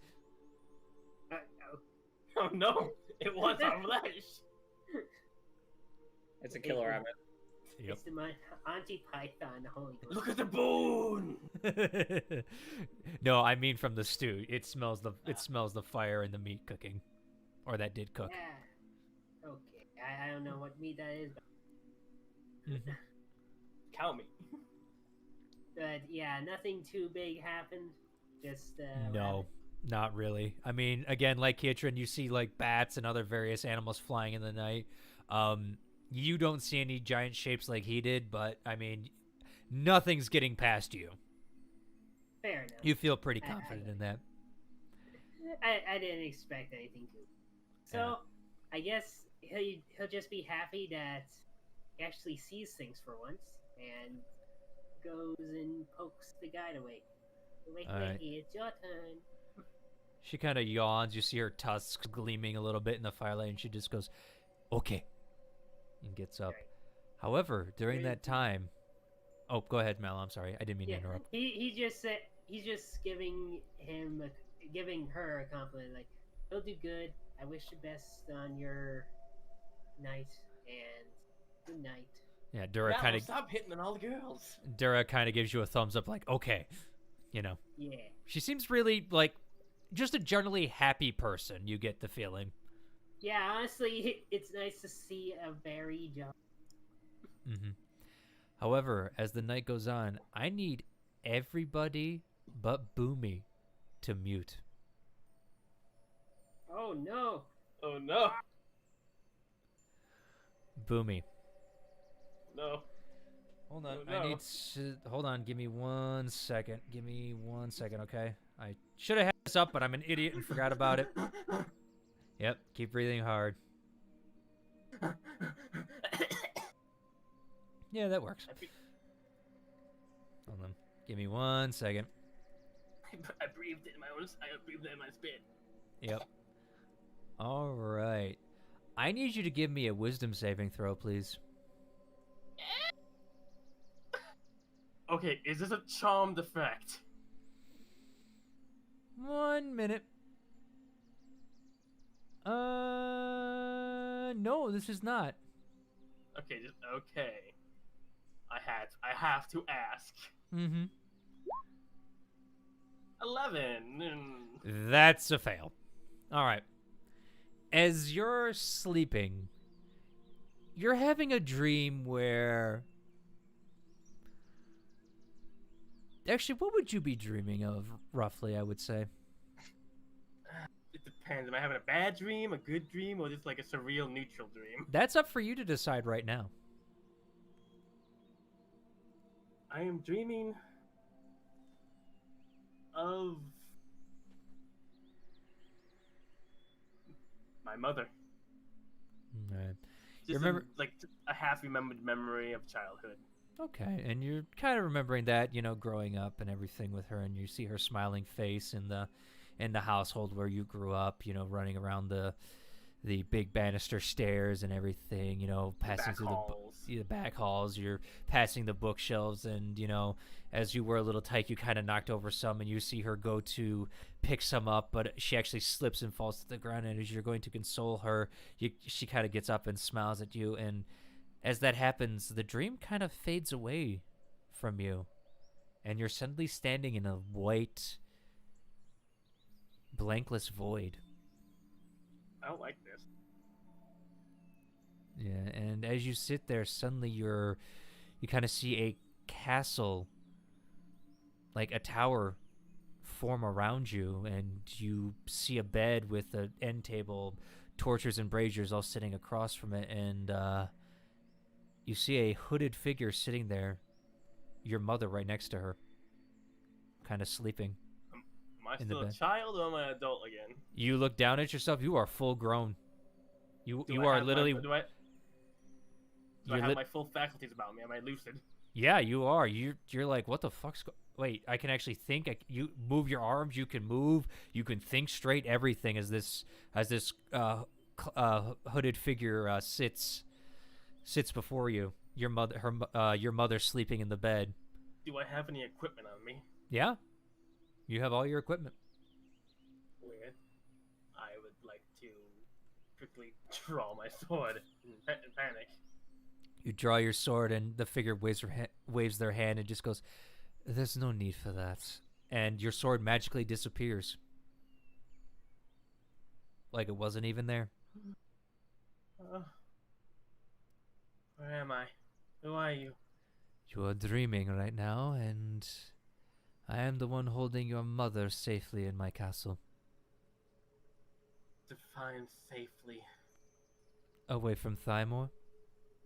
I would like to start walking towards the figure and my mother. You do so. Why are you? Who are you? My name is Vix.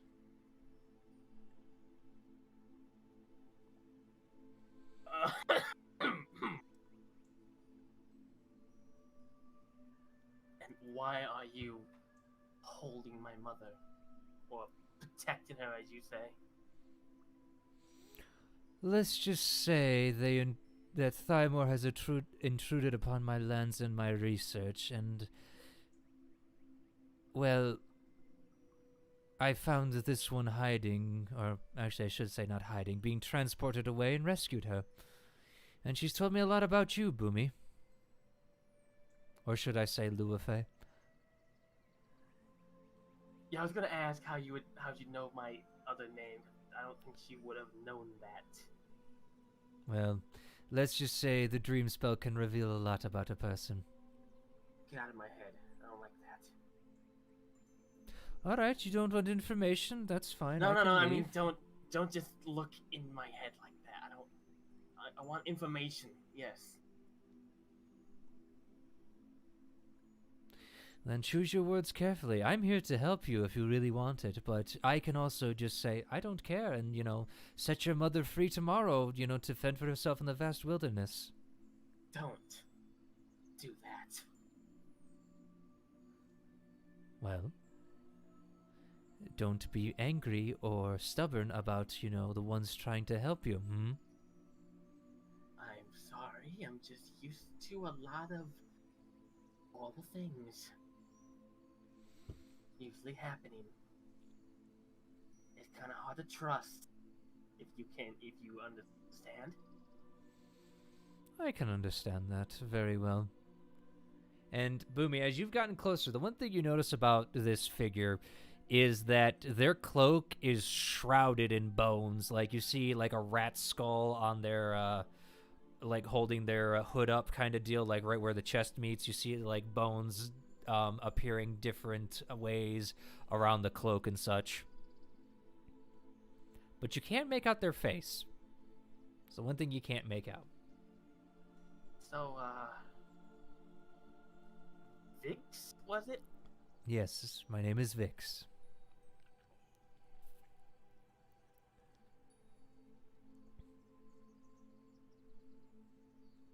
Do I recognize that name? Go ahead, make a history check.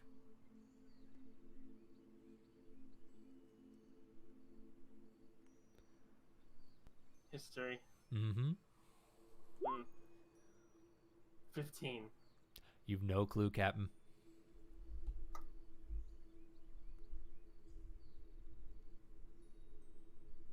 I'm just to believe out of the kindness of your heart, and because you want to stick to my brother, which I can get behind, that you just protected this random woman that you found, who happens to be my mother. It's not so much of kindness, it's more just, they ran across my land and disturbed my research, and so I took a, how shall we say,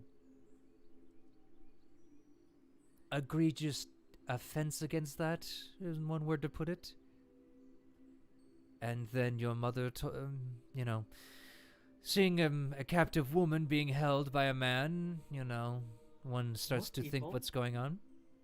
Most people would probably not even bat an eyelash at her, because of her race. At least where I'm from. Don't worry, that's one thing we have in common. Except whereas your kind with her is more just a tool for measure, mine's hunted for sport. What race is he? You can't tell. You can't tell. I can tell if it's male or female, right? By the voice, it sounds female right now. Okay. It's definitely got an airy expression, but the body doesn't give much away if it's male or female. And even if you looked into the hood, you just see blackness. Now, Vix, if I may ask, why are you contacting me this way? What is it that you want? I want to, I want to sit down on the bed Mm-hmm. next to my mother and just sort of gently touch her to see if she's real. Yeah. You go to touch her. It feels real to you. She just doesn't react.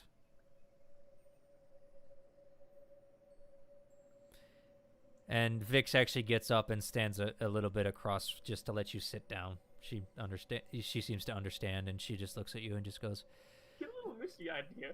"Yeah, the reason I'm contacting you is because my wards have been telling me someone's been scrying upon her, Yes. it and was as me. such I asked who could be doing that to her. And well, Thymor came up, but that fool is no... how should we say? He's not one for subtlety sometimes. He's more of the sledgehammer approach. Yes, and he's tried many times to break me down and has yet to succeed. My However- part more of the scalpel. Yes, well, let's Easier just to say I have friends on the other side. He got friends on the other side. Yes, I know it's a song, alright, bards love to sing it. Anyway, she then told me of a daughter who she didn't have much communication with anymore, and thought might be dead in all honesty. I thought she was dead, honestly. Yes, so I did some digging and scrying of my own, though you are very hard to scry upon. You seem to be able to block most of them, however I was able to determine you eventually, and now here we are. Is there a reason for this meeting other than just saying hi? And letting me know that you are apparently not a threat? I also wanted to see what kind of person you were, and if you could be trusted at some things or another, or if you're simply just a wayward soul that longs for battle, or, you know, strives to be the hero that they want to be, and such like that in this pompous world. Who needs that? I just want what I want. I want my family. Hmm. I want my friends. And I want to have some measure of happiness in my life. That we can't always get where we want, can we? At the very least, I don't know know. what my family is. I don't know. I've seemed to be doing quite well about the things I want in life. Oh, good for you. It hasn't been all smooth, but let's just say my detractors are no longer opposing me. Now, my question to you, are you a threat to us? Depends. You attack me, I can be. You work with me, I can be a valuable ally. It all depends on your... Seeing as you dislike my brother and what he's doing, what's the old saying? The enemy of my enemy is my friend? So you're saying I'm your enemy, not just someone that's just met you, hmm? Did you misunderstand? No, you're the enemy of my enemy. Therefore, we could be friends. That's what the saying means. Did you not catch that? I caught it, may I misunderstood it, because... A lot of sayings out there. Yes, and as one who's lived as long as I have, it can be quite a challenge sometimes. What would you say if we showed up on your doorstep? Well, if you come at me with arms, I will send my minions out to deal with you, and if those prove Don't like that too word. useless, then I Not will many good visit you. people- Not many good people use the word minions. Let's just say they're tools for an end, that have either, as I said, my detractors have disappeared, but still serve me in some way. I do have a question, actually. What do you know of Thymor's plans, if you at all?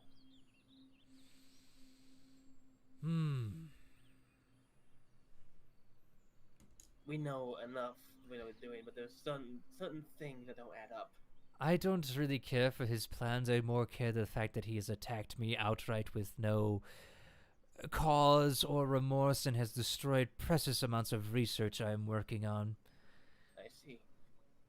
Do you have any information about the second Thymor that's been going around Alexandria? second Thymor. It appears to be another version of him. You kind of see her tap her staff to her temple as she's thinking, and just goes, "Well, I'm not usually one for busybody work, and honestly looking into others because who honestly cares, for the most part. I have heard rumblings of Thymor being an ambassador, which is very strange in that sense, and what you're telling me, this man might also... You're saying there's a second one, The one I know of, well, the two I know of, is one who burned down a restaurant and served the tyrant queen. The second one claims to be an ambassador of the Empress of the Cream Dynasty. Which You I don't also say. find hard to believe. I personally think he's one of those magically created fakes. Though one of my other friends had the crazy idea of alternate realities. You mean a simulacrum? That's the word. I would know that word in Undercommon, but I probably wouldn't know it in a Common, but since we're in a dream, we can probably understand each other better. I mean, you're speaking common. You both are speaking common right now. So... I assume in her dream she would be speaking Undercommon. It's assuming that is like magic translating it or something. No, you're speaking common.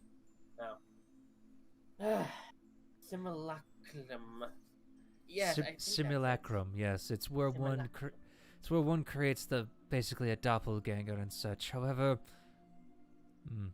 I might look into this a little bit. I do have friends in the dynasty. I haven't heard from there in years.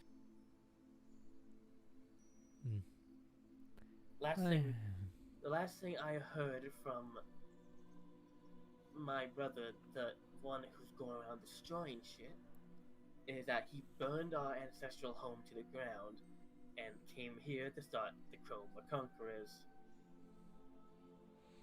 That But sounds this about other right one- with the Chroma Conquerors, though. And this other one claims that the ancestral home is still there, that father is still alive, at least I believe he said that, and that he's an ambassador to the Green Dynasty, and he appeared to be not lying. Yeah. Roll me a history check real quick. Thing. In a while. History? Yeah. It's not going to be a hard check. I mean, unless it's a DC You 5. needed... Honestly, you needed a 5. No, he said your father was dead. Oh, yeah. Well, yeah, father was dead, but... I just wanted to correct that. So, it was literally yesterday, so... Two different contradictory statements. One I know is more true than the other. Because I was present for some events that he doesn't know happened, that the other Thymor was present for.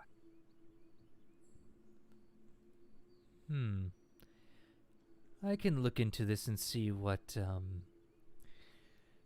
Ooh, excuse me. Sorry, that's me. I can look into this and see what my friends might know of such dealings and such, especially if you say he is an ambassador of the Green Dynasty. Attempting to establish deals of some sort with the local governments. At first, when I heard about this the first time in a restaurant, I thought it was my brother just attempting to worm his way into political position so he could take down the government from within, but now I'm unsure. He's not... The one I have met is not the type to do that. He's more the type to burn and then destroy and then ask questions later.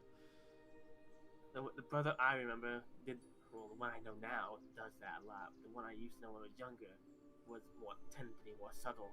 I'm not sure if just in his, over the years he became a lot more angry or less careful. Or what's going on with that? I just assumed he was a right bastard the entire time. Either way, our time is growing short a little bit, and I do have to work to get back to, plus minions aren't going to control themselves. I can trust you to not harm my mother, correct? Very much so. I have no intention. There's no reason for me to. Very well, Vex. Vix. Vix. Sorry. Vix. My apologies, Vix.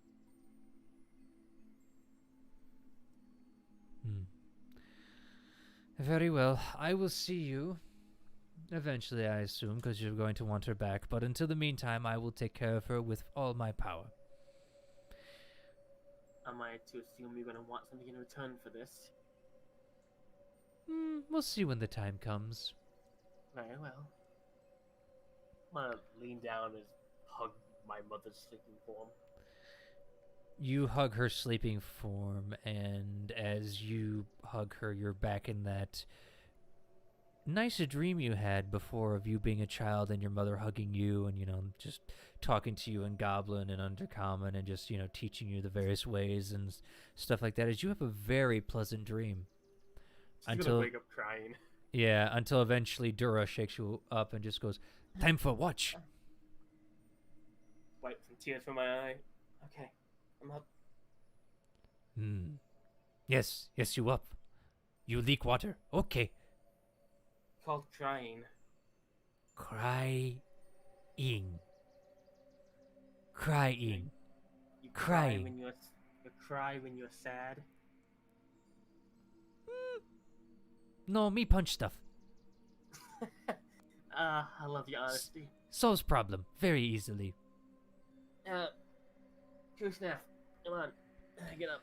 All right, booby, I'm up. Oh, I'm back. I think I slipped on a rock. Yeah, you're usually used to sleeping in your cart, huh? Kind of weird sleeping on the ground now. I had a Your bad delicate start. bones are not used to it now, Oh, delicate noble bones. Oh, you are not noble at all. And she kind of, you see her half transform with her tail out and just slaps you. by blood. Yeah. My father was a lord. That makes me at least have noble blood. Yeah. And And I know I'm how half- to walk the walk. Like I have to put my best, fancy, posh walk. Roll I a can walk the walk. performance check. 22. Yeah, you do a pretty damn good walk, and Kuznat just looks I at do a you. little walk, a twirl, and then a curtsy. Yeah, and Kuznat just looks at you and just goes, Father liked us to look prim and proper when we were get around guests. "Yeah, and now you just look like a walking, talking monkey." I like to playfully smacking her. Yeah, she smacks you with her tail, and she just grinning and smiling. Well, let's get on the watch. Perception check. With advantage because I have Kusnap. Yep.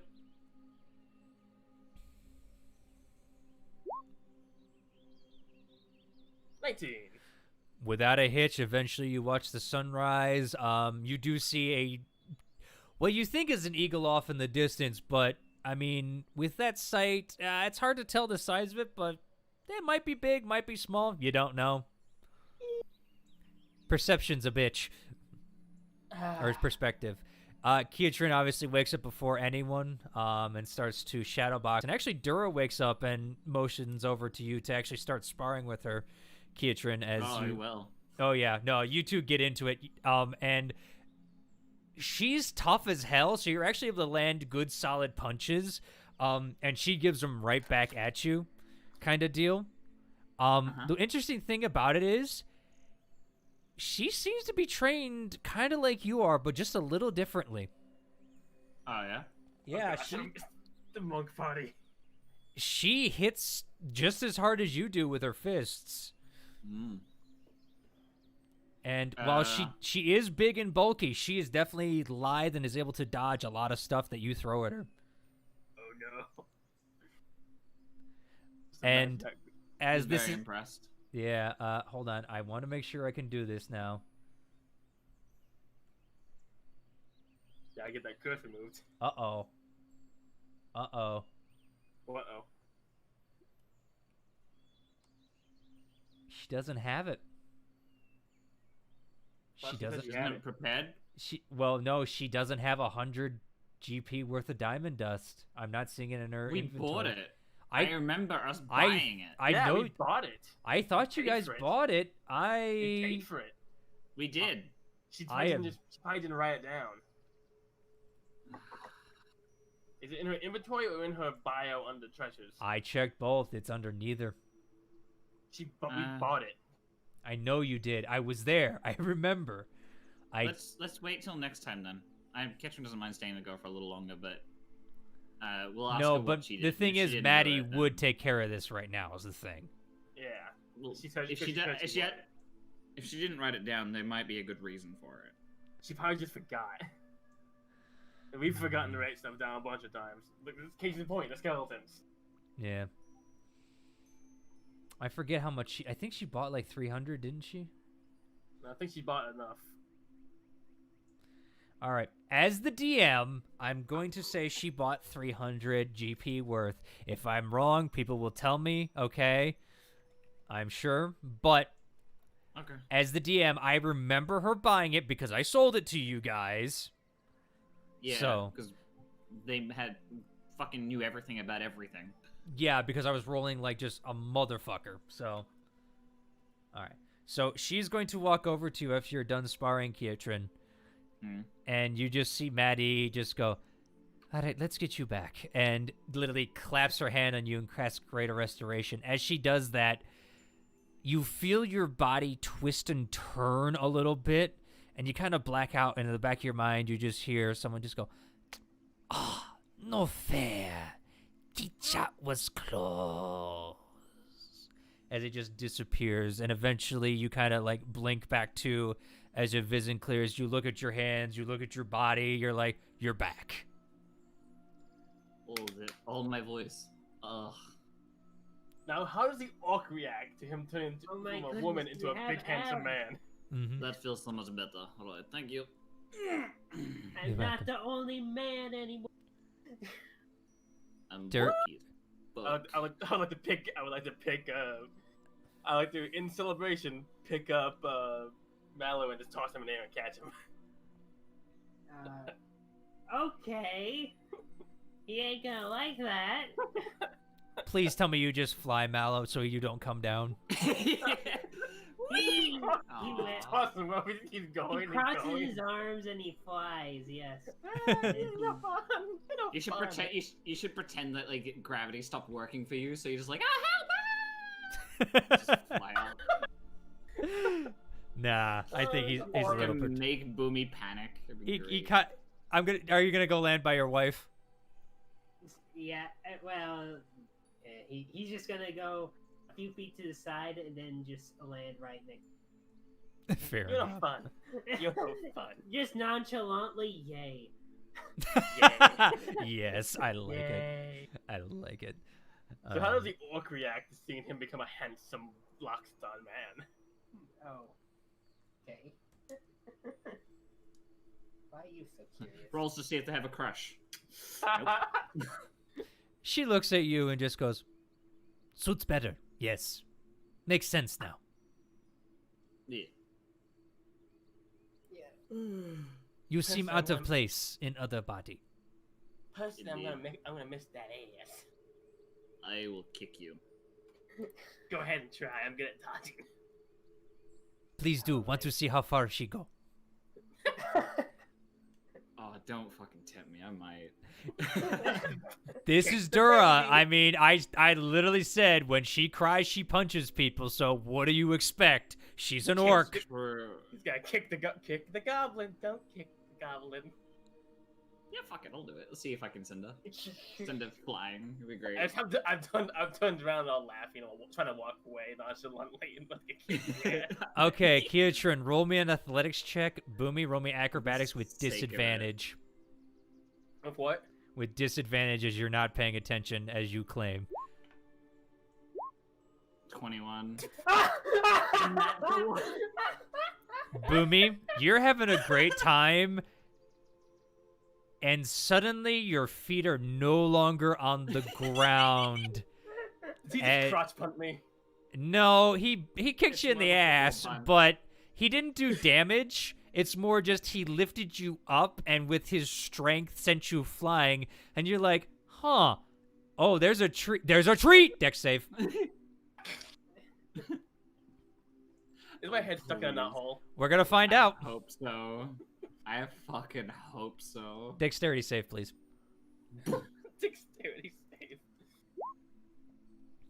I had to set the disadvantage. So It's 22. All right. You're not stuck in a knothole, but you go into the tree. You kind of grab and like flail around for a bit as you just like end up falling through the tree eventually until you catch yourself. However, in the commotion, everyone just sees Boomy's ass hanging out in the tree. Not like bare, but you just see like the pants at the bottom just like trying to scurry into the tree. Yeah, no. Didn't go as far as I thought it would, but... Well, tree and way. Yeah, it was.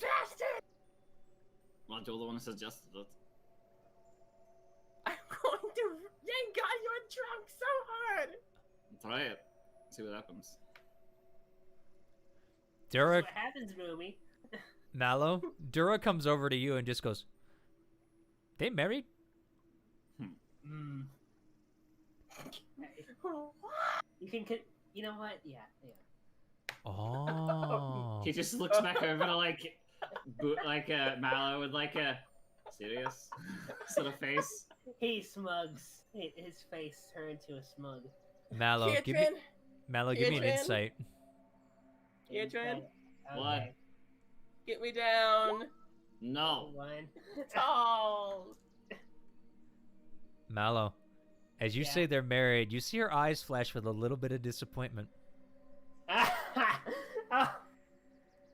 Oh.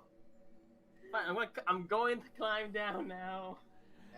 All right. Maybe we shouldn't have let Mallow be the one who talks. He's not very honest, is he? I'm only on. My goodness. Can y'all take a sense of humor? And that was my sense of humor. I was joking. I fell. We know. Just fall. You're dexterous. Land on your feet. It's Yes, you that were was my literally like defeat. 3 feet above the ground. You're fine. Oh, I thought it was up higher. Nope. The tree goes down pretty low. Okay, we wasted enough time. Let's get going. Yep. Yeah, this all happened over the course of maybe a half hour as you guys were waking up. Yep. That was my exercises to do Well, acrobatics. Nothing Hell wakes you yeah. up better than a good kick to the pants. I don't ever want to hear you say it again. Excuse me, I need to take 15 minutes to put my armor back on. Easy enough. You guys eventually, scrounge up camp and start making your way forward. Since you guys have hired a guide, this is a lot easier trick than it normally would be, as they know the path up. You get the feeling that if you guys had come this way by yourself, you wouldn't have seen the little markers that she points out every now and then of just basically what can only be described as, would just look as gibberish, like a twig bent this way or something like that. But as you look at it, you can actually see like different symbols like leading towards a path. As you guys crawl and walk up the mountain. There is one point at about 5 hours into this journey today where you guys are going to have to leap across a chasm. The only one who's going to have potential trouble is Maddie, unless you guys want to help her out. I can carry you across if need be. You can wild shape into an animal like a fly. It's also true. I'd rather not use that in case we have trouble. Here, he'll lift her up. Okay. Put her on his shoulder. Mm-hmm.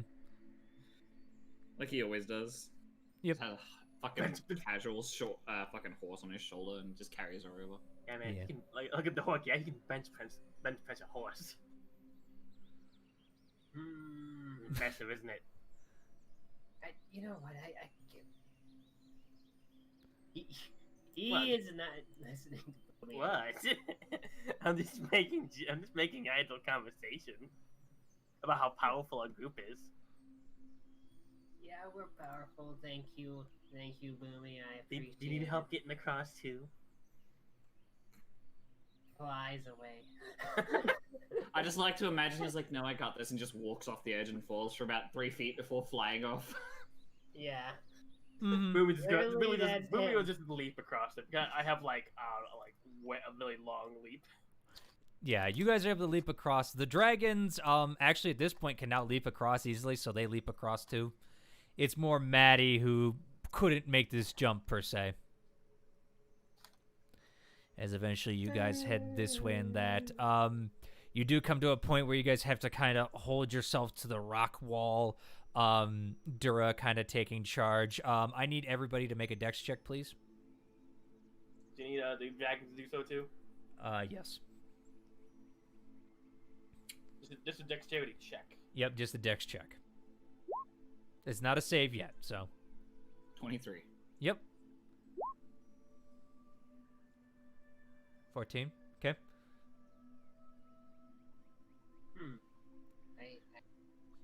Look at that. Boomy is now Kuznap, apparently.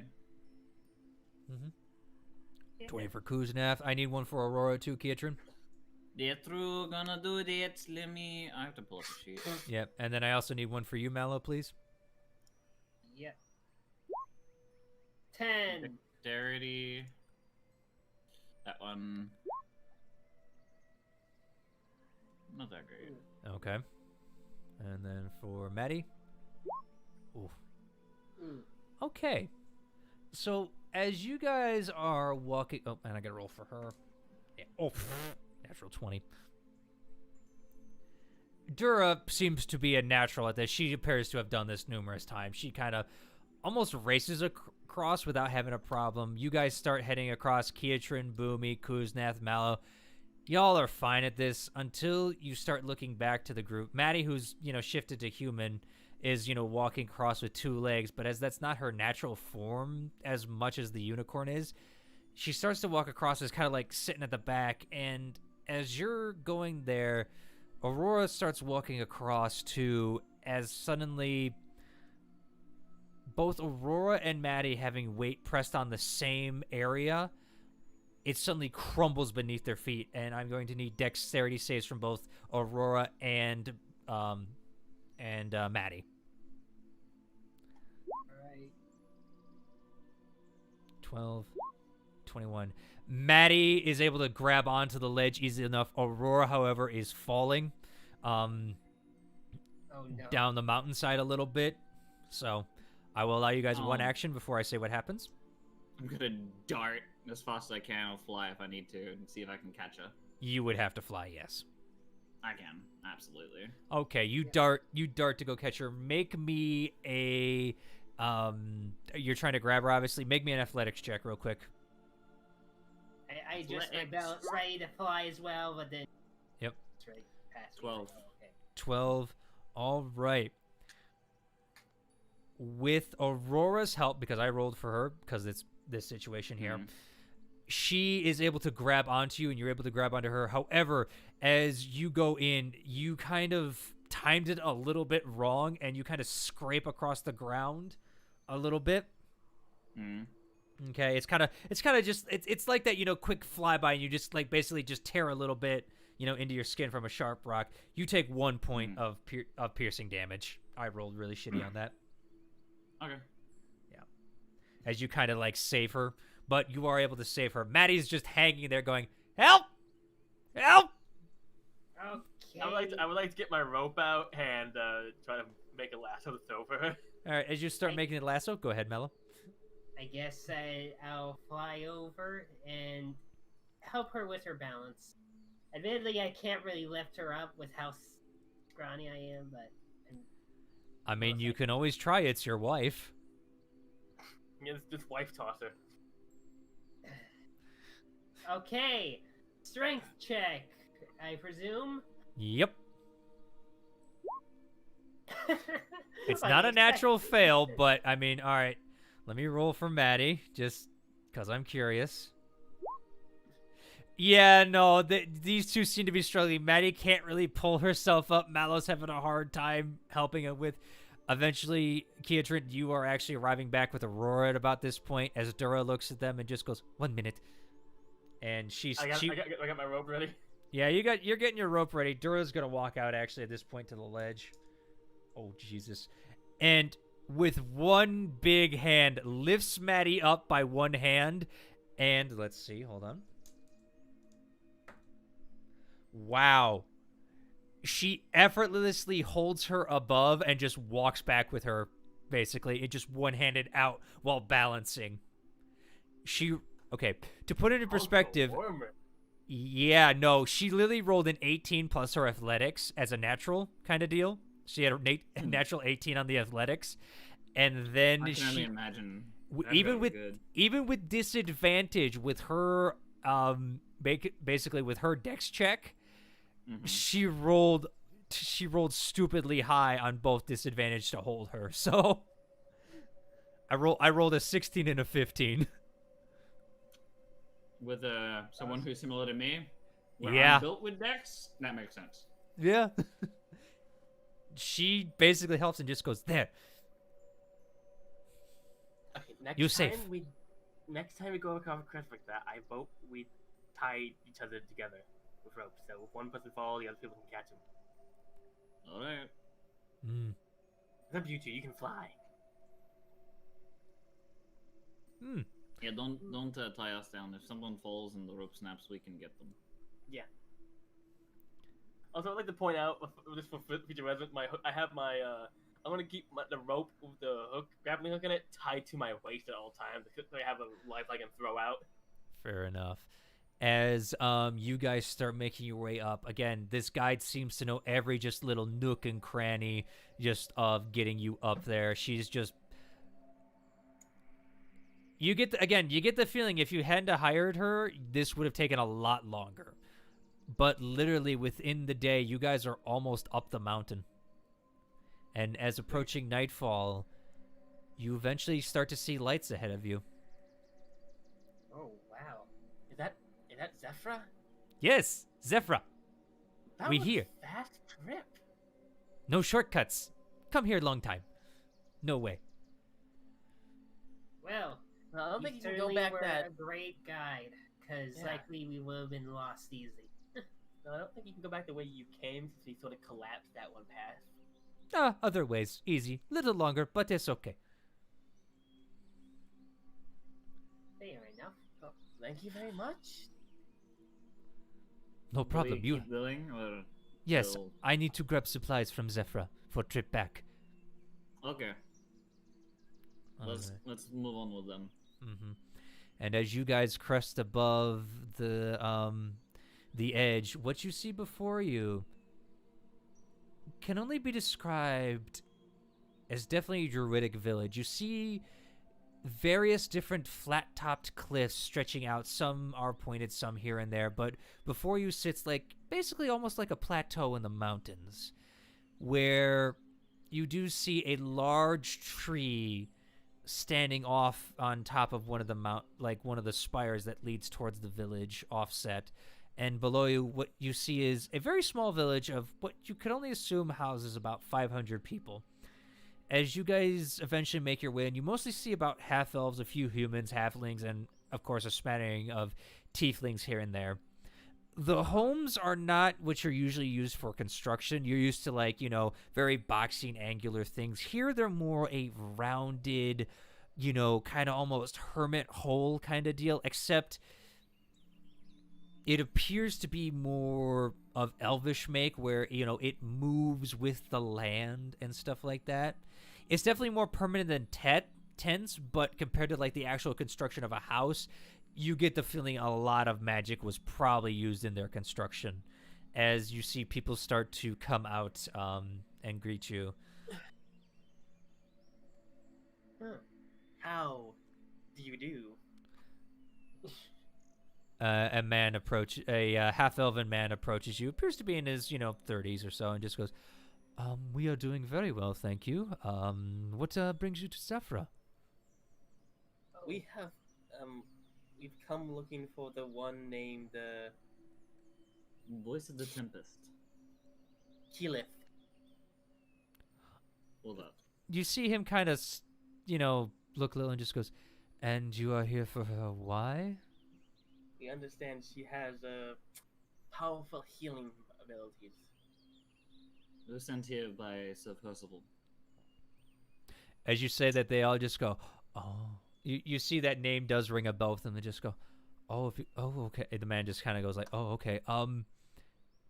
Yes, and, Dura. He kind of bows politely towards Dura. Dura just kind of waves like, hi, how you doing?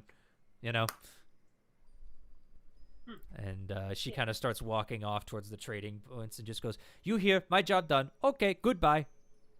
Stay safe. Visit clan again. Alright, Will do. see you. Mwah. You kiss weird. What? Just blow a kiss. I don't even do that often. It seems She's a appropriate. weirdo. Yeah.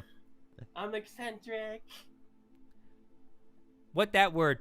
Either way, she kind of walks off with that. All right. As you guys are greeted, you get eventually, for the most part, you guys are kind of welcomed, and then they just go, Keyleth is out currently dealing with a rogue air elemental that has escaped. She will be back in the morning for sure. But until then, allow us to please welcome. They kind of like usher you guys into like the main area and just go, would you care for some dinner tonight? That would be That'd lovely. be fantastic. How much do we owe? If you would provide a monetary comeuppance, or if you could provide cooking supplies as well, that would definitely help out. I'll hand over 200 gold. Oh, he looks at it and just goes, that's his, yes, oh, okay, he kind of, are you sure, sir? The Indeed. finest food, please. We've come a long way for this, so I'd like to at least relax for a little while. So have fun, enjoy, and We will definitely use this to buy supplies, I guess. He's looking around. Keitron, roll me an insight. shall do. This man has never seen this Inside. much gold. 23. He understands gold. You get that. He understands money. You get the feeling they don't necessarily deal with this amount of cash flow. Cha-ching! This is a surprise that you just dumped in his hand. Yeah, I see. He kind I'd of like to- walks off, and eventually you guys are definitely gifted with a very well prepared meal. You are served varieties of bird and other game from the mountains. In fact, actually, one of the, there's a lot of vegetables here too, for the most part. Some basically you've never seen before, as you've never been this high in the mountains. You guys are having a little trouble breathing, but when you get into Zephyra, it basically stops for the most part. As you guys, sit down, enjoy a nice meal. They do bring you some wine if you are interested in partaking. It is a very light and not fruity per se, but very earthy tasting wine. Boomy, of course, takes it. Yeah. You I'll guys. take some as well, because fuck it, that shit's great. You guys enjoy your wine. The food is excellent. Apparently, someone had went out and actually killed a giant eagle, it appears, and that is roasting over. And they give you plenty of meat to eat of that with what you just did. So, Man, look at all this chicken. For Yep. some reason, I can only think of basically deep fried giant eagle wings with a nice teriyaki sauce. not really deep fried. It's definitely rotisserie style per se. You know what I mean? I'm just thinking of it. I'm just thinking of that. They go to the bar for chicken wings. To get Oh, giant wings. dear sweet baby Jesus! I just had an idea. Giant eagle like drumsticks. Yes. Like a Ren fair, it's just like, it's that oversized.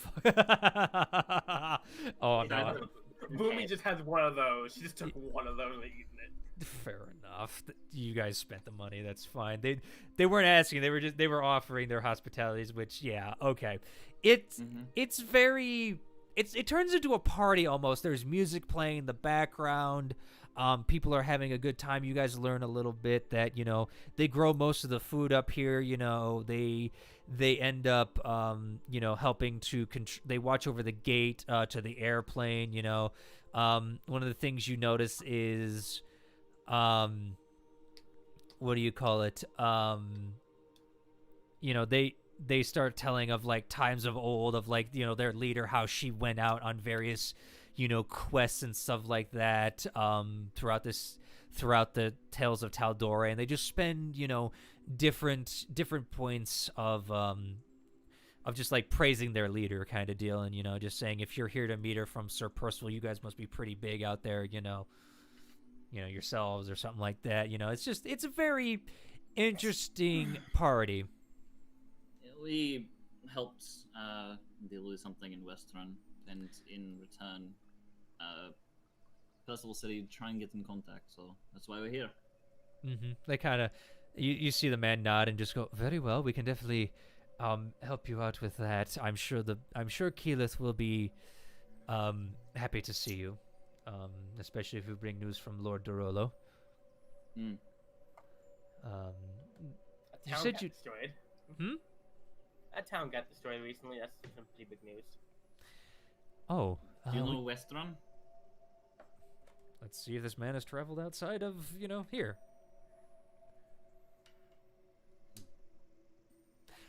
No, personally I have not, but Yeah. there has been news, and Keyleth has told us of the ongoings of the outer world, so we are aware that there are some interesting calamities facing this world currently. Though Keyleth is... Yeah, he kind of stops at that and just goes, you'll see. Yeah. Oh, how about let's just keep the happiness and good vibes going for now. He kind of smiles at you and just goes, yes, let's have some more wine, shall we? And you it's a jovial party. I'm assuming, Boomy, you're getting a little intoxicated. She always tries. Roll me a con I save. physically can't. 11. Oh yeah, this is some good wine. They know how to make I the will wine up in the sing you sky. I'm gonna You- sing you the song of my people.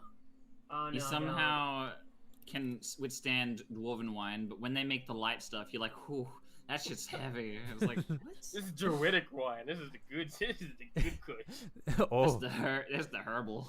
He said, "Thank Kusho." But yeah, I will I mean, seriously start singing if you want me to, just for the being character. I mean, roll me a performance with disadvantage. I think being drunk would make me perform better. No. Clue. In your mind, maybe.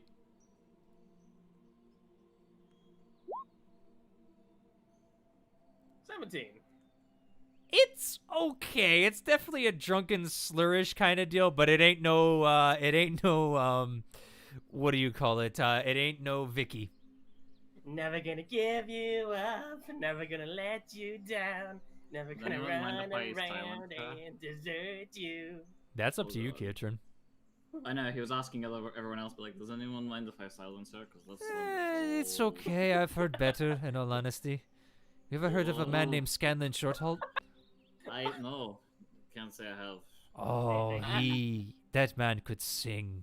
Well, not man, he was more of a gnome, but that man could Yeah, I read his sing. book. Yeah, he did publish a couple of books, yes. Well, maybe I'll have to meet him and listen to him sing at one point. He's a very hard man to find, I will say. Well, that's basically what we do. We find people who are hard to find. Fair enough. He kind of smiles. He himself actually, having that red glow of someone who's been drinking a little too much. Until eventually, sleep overtakes all of you. It's been a long day. Yay, sleep. I really, really want to do like a drinking contest at some point and just have Kitron join and just not get drunk. You do that with Boomy. See how that will go. Careful, I mean- Boomy gets probably so drunk she'll start hitting on you. And I'll completely obliterate her out of the throat. Anyway, as you guys are drinking and just having a good time, eventually you guys just drift off to sleep. And when you wake up in the morning, you find yourself, in your bedrolls and everything. Everything seems to be well. You guys are kind of huddled by the campfire. The what do you call it? The village seems to be going back to normal. A couple people seem to be nursing a couple hangovers. But for the most part, it's a quiet day. I'm just doing my acrobatics, like little push-ups and such. Yeah. I'll I'll do some morning calisthenics. Yeah. Mm, As you nice do one. that, Dura actually finds you. She stayed for the night Yeah. and just like, practice. Oh, I'm absolutely down for that. Let's go. All right. And Kietran, Mm-hmm. hold on. Oh God. Okay, girl. 2 gold on York. Does a 27 hit you? It does. Oh my. She rolled a 19 on the die. All right. Good. Hold on. Well done. Yeah. Hold on. I need to see something. Where is fucking stuff? Hold on. Okay. Yep. All right. You take. Oh wow. You take 9 points of bludgeoning damage as she socks you across the face. Like full Ooh. bore. All right. Now we fight for real. She kind of gets, I'll give her a fucking suck in the chin as well. Yeah, go ahead. Let's go.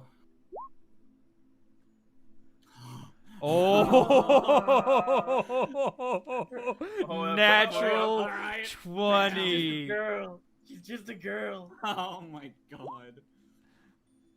I think she likes this. Okay. That's a Uh, natural one on the damage, annoyingly. So two Yes. plus Maybe, six, I don't know. So or eight damage. So basically, you gave her pretty good. She kind of is laughing, and as she's laughing, you kind of just like turn around, crick your neck, anime style, and just slug her right in the gut. There's like a little bit of a shockwave that hits the ground. It's like a yeah. Did I see his fist come out the other side? Yeah, basically. Don't fuck with this guy. I've seen him punch rock. Oh my god. It's terrifying. Yeah, she I just once goes, saw him like the and she just I went- smiles. Yeah, she smiles at you. Scarefly, I once saw him suplex a boulder just because he could. And after that, it's more of a sparring match. But Yeah. Keetran, roll me an insight. Sure. I'm fucking good with that. 29. Oh wow. Okay, hold on. She is into you. Oh my god. I need everybody to mute but Keetran, and I need your ears covered. Oh, okay. Oh my. I, She rolled a natural 1, Keetran, all right? So this is basically my whisper to you. Yeah. She's not trying to hide it right now. She is so into you. Like, Yeah. basically, that punch was to see what you would do, and the fact that you punched her back basically almost as hard as she did. She's having the time of her life right now. She's never met someone like you that you can tell with that insight in her natural 1 that you get the feeling she's torn from leaving to return to actually stay with you right now Yeah. and learn a little bit more. Oh, well. All right. I wouldn't mind teaching her a couple things, but I don't want to take her from her tribe too much. Right, So I know. We'll see where that goes. We'll see where this goes, but yeah, all right. I'm gonna have the guys come back.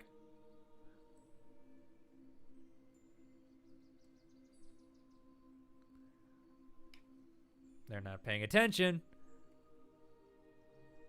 Everybody come back. At D&D crew. I should just do that. Yeah. All right, you got it, Brent.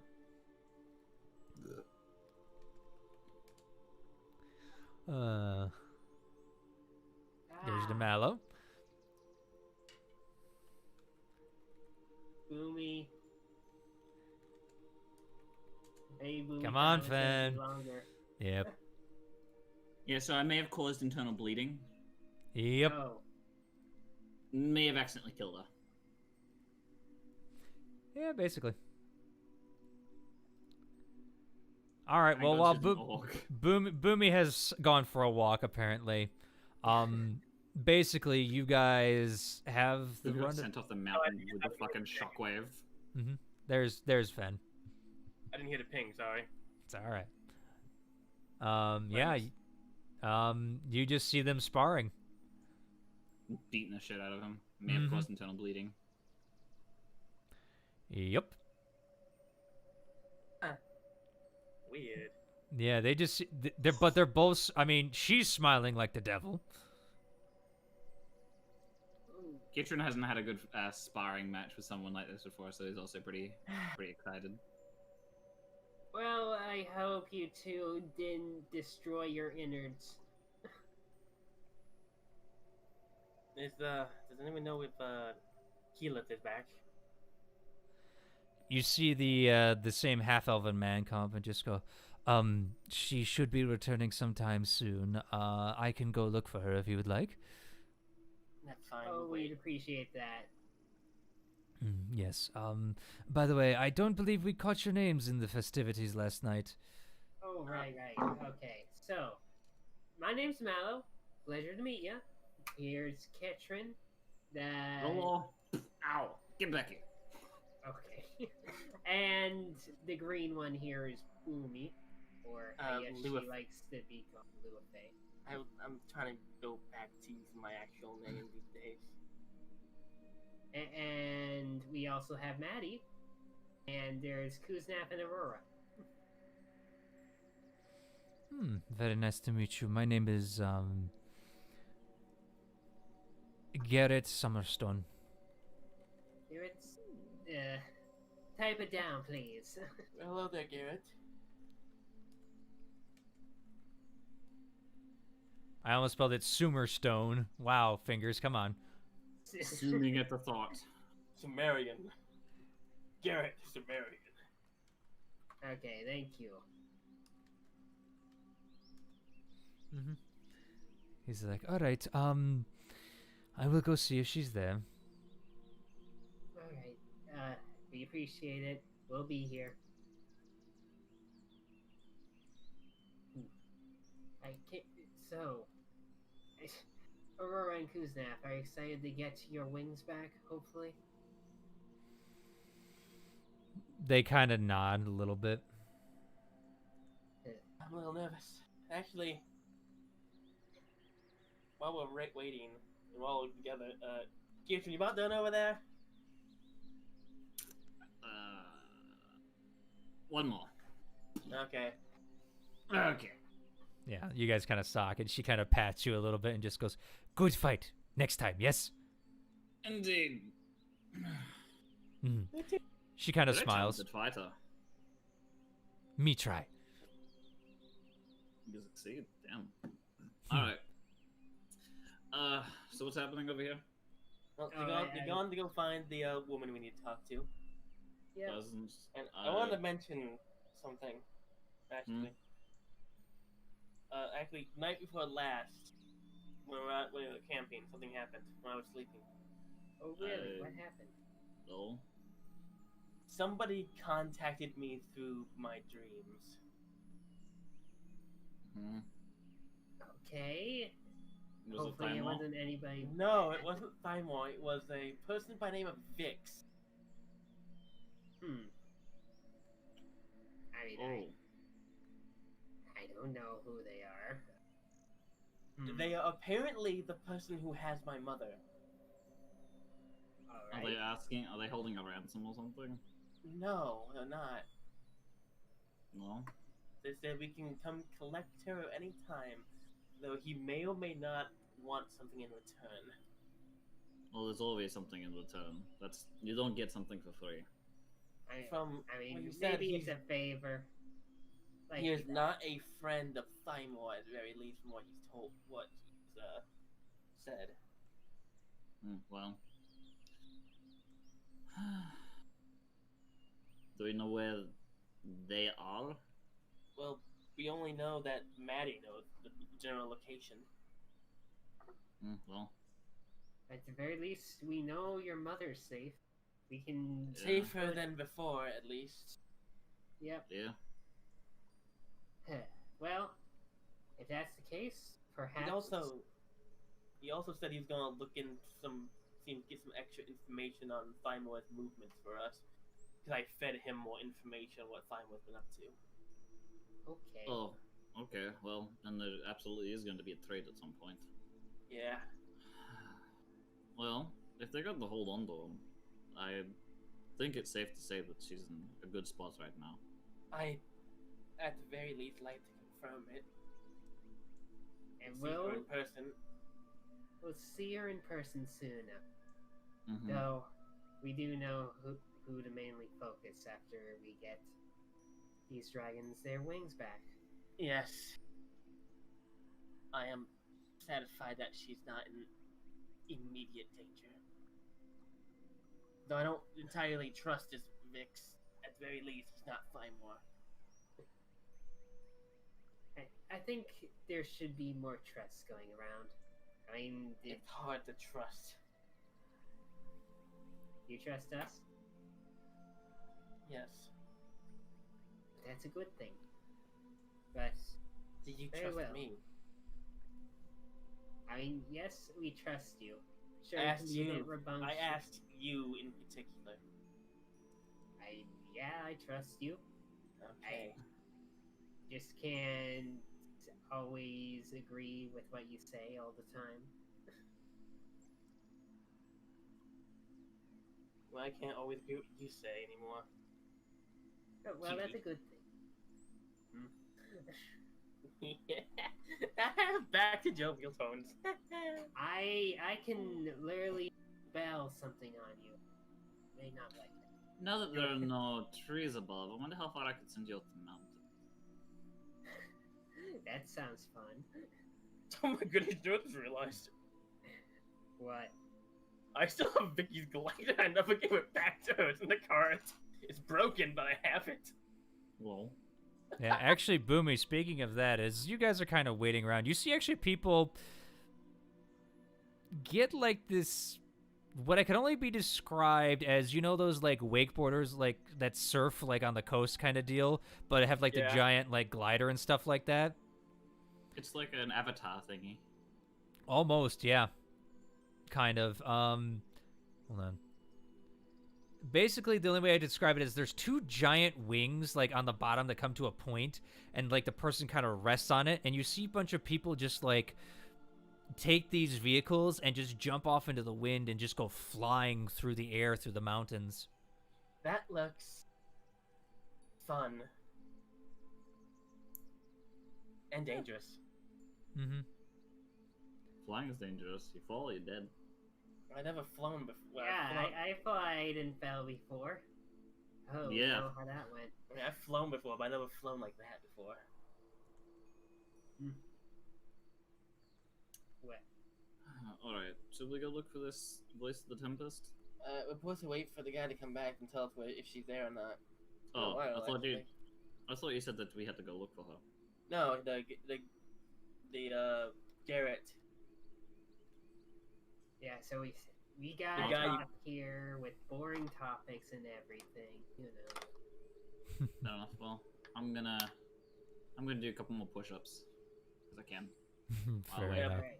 Boring Fair. topics. Do you think love can bloom even at the battlefield? No.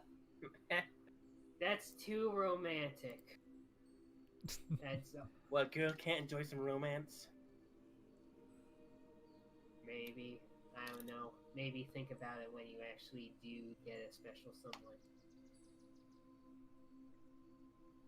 Ow. And as you think about those comments for about 5 minutes or so, Garrett does return and just goes, she is here, yes. She'll meet you by the tree up there. And you look up to the tree and you see kind of like pink petals sitting there amongst the trees as you guys head up there. Well, at the very least, we have a tree to teleport back through. Mm-hmm. If they let us use It's really weird because it's only one tree there, and it's a very big tree. As it kind of sits there. Yeah. Go Let's look head up. for- Yeah. The one thing you notice, Keatron, because you're here, there's a good amount of ravens sitting around that tree.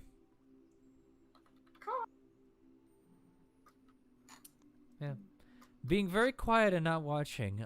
Eventually, as you guys step up to this tree, what you see before you is a half-elven woman with long orange flowing hair and two deer antlers kind of sticking out of the top of her head. She's got like on a green, what I can only describe as cloak kind of deal that seems to transition into, what do you call it? Leaves and such like that. And she's got like kind of a green motif to go around with it. She turns toward you. She holds like a gnarled looking scepter that seems to be made out of like just old oak and stuff like that. And on it, you can see like different individual like glowing spots here and there that seem to shift in and out as she approaches you. And now, I'm sorry, Marisha Ray, if you ever watch this, I can't do a good Keyleth voice, but I will try my best. Come be like a guest star for at least one session, maybe. Hit us up. I wish. You know, on Discord. It's in the link.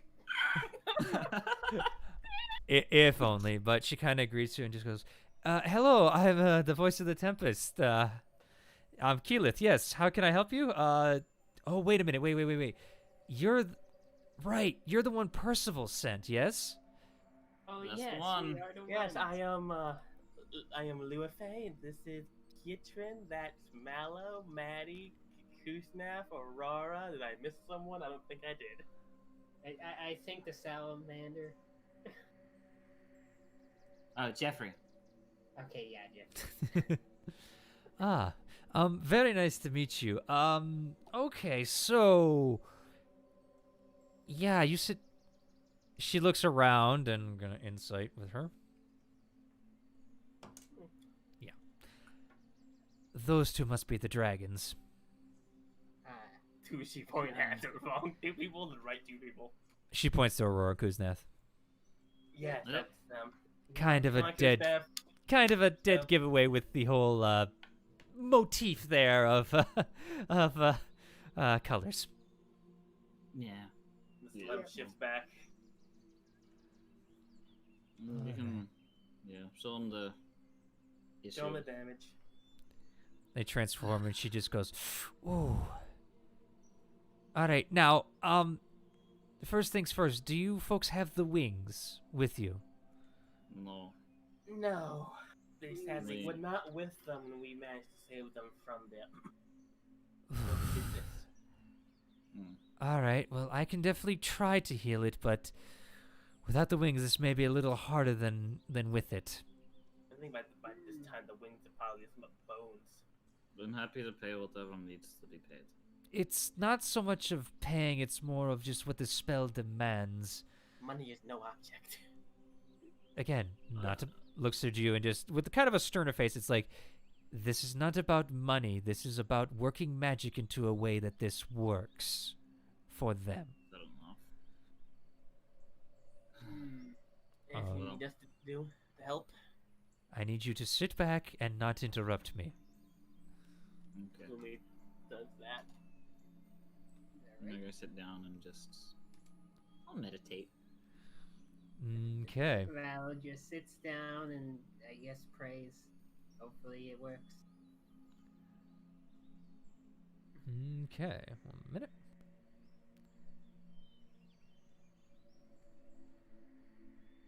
All right. Hold on. Sorry, I need to get something for her level. Okay. Damn, girl. Okay. All right. She's going to try and do this. Now, because you guys do not have the wings, this is basically going to come down to a roll. If they get regenerated. All right? Because because technically per the regenerate spell, this is not after 2 minutes. This is a long time away. And basically, without the other part, this should technically not work. However, story-wise, I feel like this could work. So, each spell is going to take an hour to cast, technically, for the duration. Mm-hmm. So we're going to see if Keyleth can do this for you. All right? Okay. All right. Is there anything you guys would like to do to potentially maybe help this? and mostly this is focused on Boomy and what do you call it? And Keatrin, as this is their dragons. Mallow, you are free to step in at any time if you think you have an idea as well. Okay. Okay, admittedly, my spells don't really work so well for these matters, so. I just want to just hug Kuznath and hold her while the procedure's done. Okay. Just let her rest her head on my lap. Okay. Go ahead, Mallow. What were you saying? I guess I was pondering on the thought of, is there any way to actually find the dragon wings? That's all I could think. Roll me a intelligence check. All right, intelligence. Here we go. 10. You know that Zook cut him off, but you don't know what he would have done with him. Yep. I know what happened. Okay. All right, so you're hugging her? Yep. Trying to keep her calm. All right, for this, roll me a wisdom check. Just wisdom? Mm-hmm. Okay. Wisdom.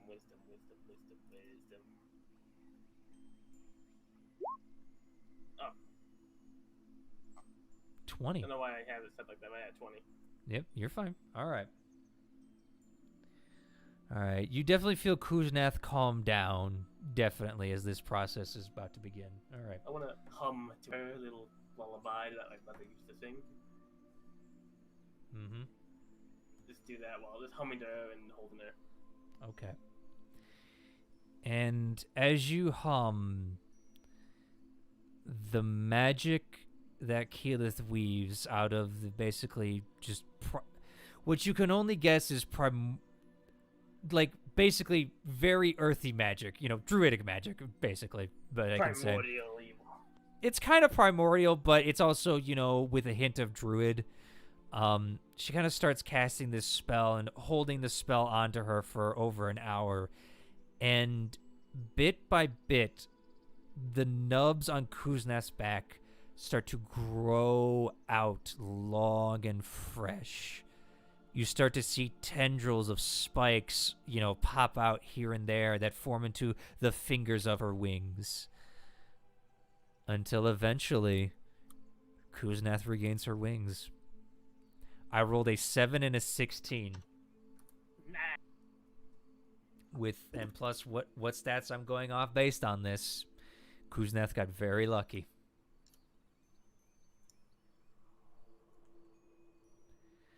As this happens, Kuznath kind of comes out of a trance, looks back, flexes her wings, and you guys see a dragon cry. It's not tears of sadness. It is tears of joy at the feeling of being able to fly once more back in their possession.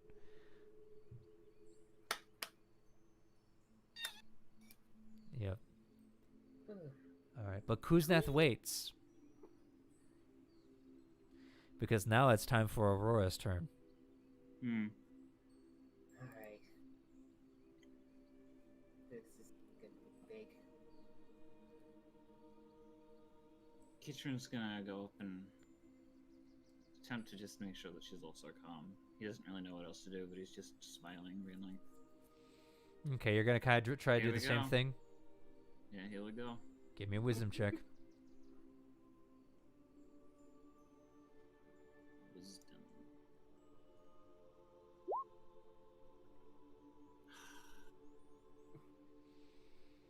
Okay, Aurora is not as calm as Kuznath, unfortunately.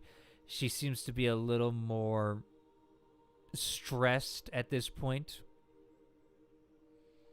It's okay. Mm-hmm. Just close your eyes. Yeah. All right. Unfortunately, she does not get advantage for this. Unless, Mallow, you can think of anything to step in real quick before I roll this dice. I Just hearing my name kind of brings chills down to me because I don't know what to do. Any spells, anything, can you, anything you think you can do? I usually like what's my spell? I guess I could do calm emotion, but Mm-hmm. You could definitely try that, seeing that she is, kind of restricting. yeah, and I can focus on only one person. For now. Hey, you know what? That could definitely work for the first minute for her to calm down. All right. I need Aurora to make me a charisma saving throw. All right, Aurora. She's a little stressed, so she's going to try and fight it. Oh, she's advantage. No. All right. Oh, That fails. yeah, it does. Instant. I did. As you tell her to close your eyes, Mallow, seeing that it's not working, just looks over and kind of just waves his hands and says a quick word, and suddenly she is calm. Just All right. be at peace. That will definitely help. Ooh.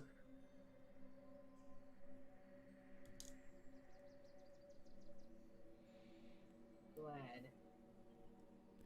And with those calm emotions, and having done the spell before, you see Keyleth weave that primordial magic once more, this time taking on a more silver quality. And you also kind of smell the salty air, but it's cold. It's very, very cold. And Keatrin, because fucking Keyleth rolled a natural fucking 20 with advantage, Hell yeah. what you see in your eyes being connected to Aurora the way you are, you see an ice flow off somewhere where you've never been before. You see a large, just cavern-like iceberg that has a hole coming out the center, like out the top. And as you go down, you kind of follow this way and that, and it seems familiar but alien at the same time to you, as you kind of, what I can only be described as just reliving what Aurora might have lived her entire life before meeting you, as you just find this vast cavern filled with glittering jewels and gems and coins. There's a ship mast off to one side. There's pelts off to another of just various animals collected from time to time, as you just see this cavern before you. And in an instant, almost, you look back, and Aurora's wings are back, too. He gives a smile. Yes. So happy. Yes, and as you look at that, she smiles, and just again, those cold eyes that she has that are jovial at times, but can be very piercing, cry as well. For, again, the dragons are free to roam the skies once more. And as Kuznets sees this, both her and Aurora run to the edge of the cliff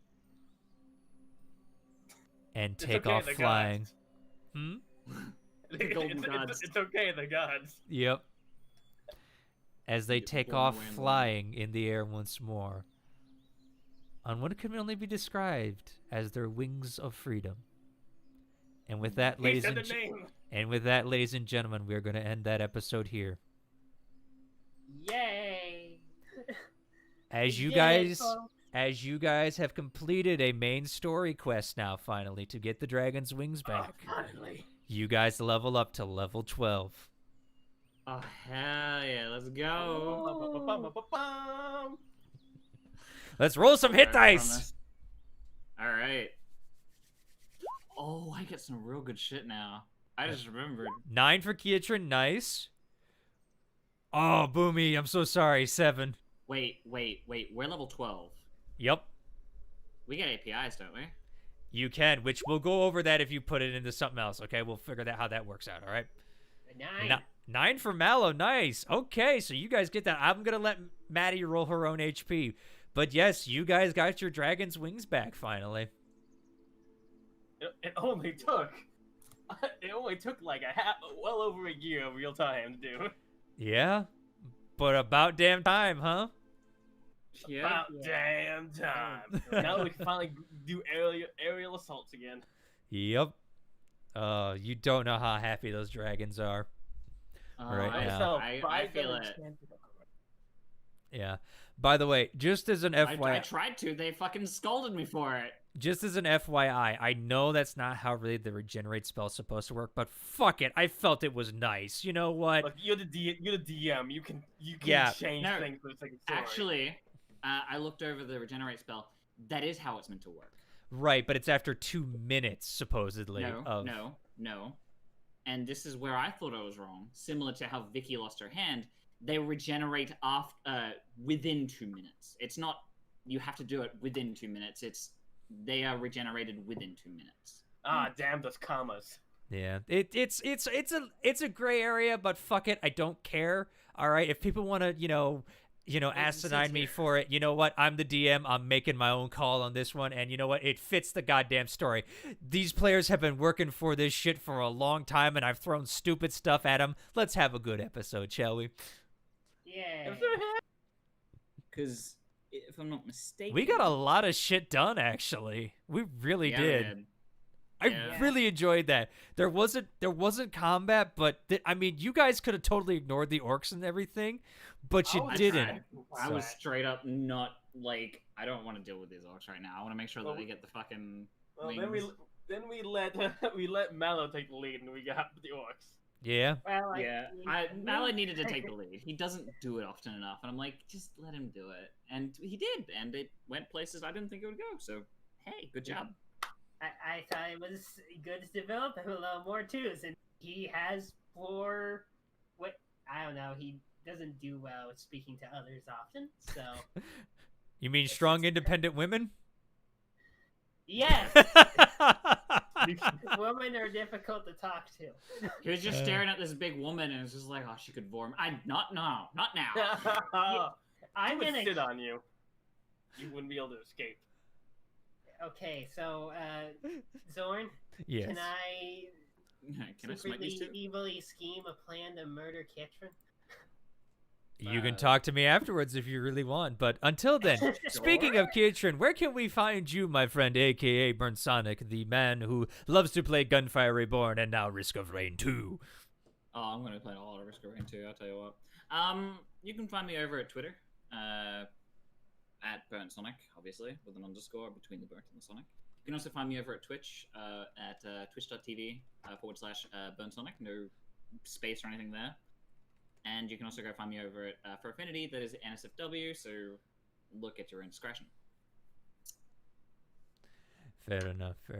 All right, Fen, my friend, my Boomy, my Luafe. You can find me there. You can find me Noah. You can find me with Zorn. I hide in Zorn's shadow these days. I do cast a big one, and you are smaller than me, so it makes sense. Yeah. I mean, the shadow of your dick alone. No, I'm not. Religions. Religions are based upon it. No. Mallow, my friend, are you still with us in hiding? Yes, I'm still in hiding. Find me at your local Walmart. You can buy them for $10.99. Yes, your own lad of shyness, I guess you could say. You know, in some cultures, that is considered very attractive. You must know this, right? I want a Mallow plush. I'm just gonna have it in my room and hug it. Oh no. that plush is gonna smack you back. But speaking of smacking, oh, I'm so sorry. Go ahead. No, go on. I was gonna say, you go on. All right. But speaking of smacking back, hi, I'm Zorn. I like to punch myself in the face a lot of the times and run my words off because, hey, that's me. But I just like to say again, thank you guys for all the love and support on this channel. Recently, we've been having a lot of fun. I'm enjoying D&D, and hey, this is our 3rd week back in a row finally. I know Sour wasn't here, unfortunately, but, you know, that can only be helped so much with the way stuff is, so there is that. But I'd just like to say again, thank you guys for all the support, and if you really like supporting this, you know, there is that like button, there is that subscribe button, and hey, if you are feeling extra generous sometimes with these streams, there is that donate button down below. But please take care of yourself first. That is what we ask of you, okay? It's totally up to you. We'll do these for free no matter what, because hey, I like playing D&D, and fuck it, this keeps me, you know, constantly playing D&D if I have a captive audience sometimes, because it's like, oh, I have to perform now. Okay, let's do it. Yeah, can't let people down. Exactly, you know. Jesus. But I missed that. we'll get to that in a second, Boomy, all right? But until then, thank you all for watching, and you can find me here at Zorn, Zorn32 on the Twitter, you know, things like that. But until then, and Sunday when we drink. But that's beside the point, so you'll have to see later. Thank you all for watching, and as always,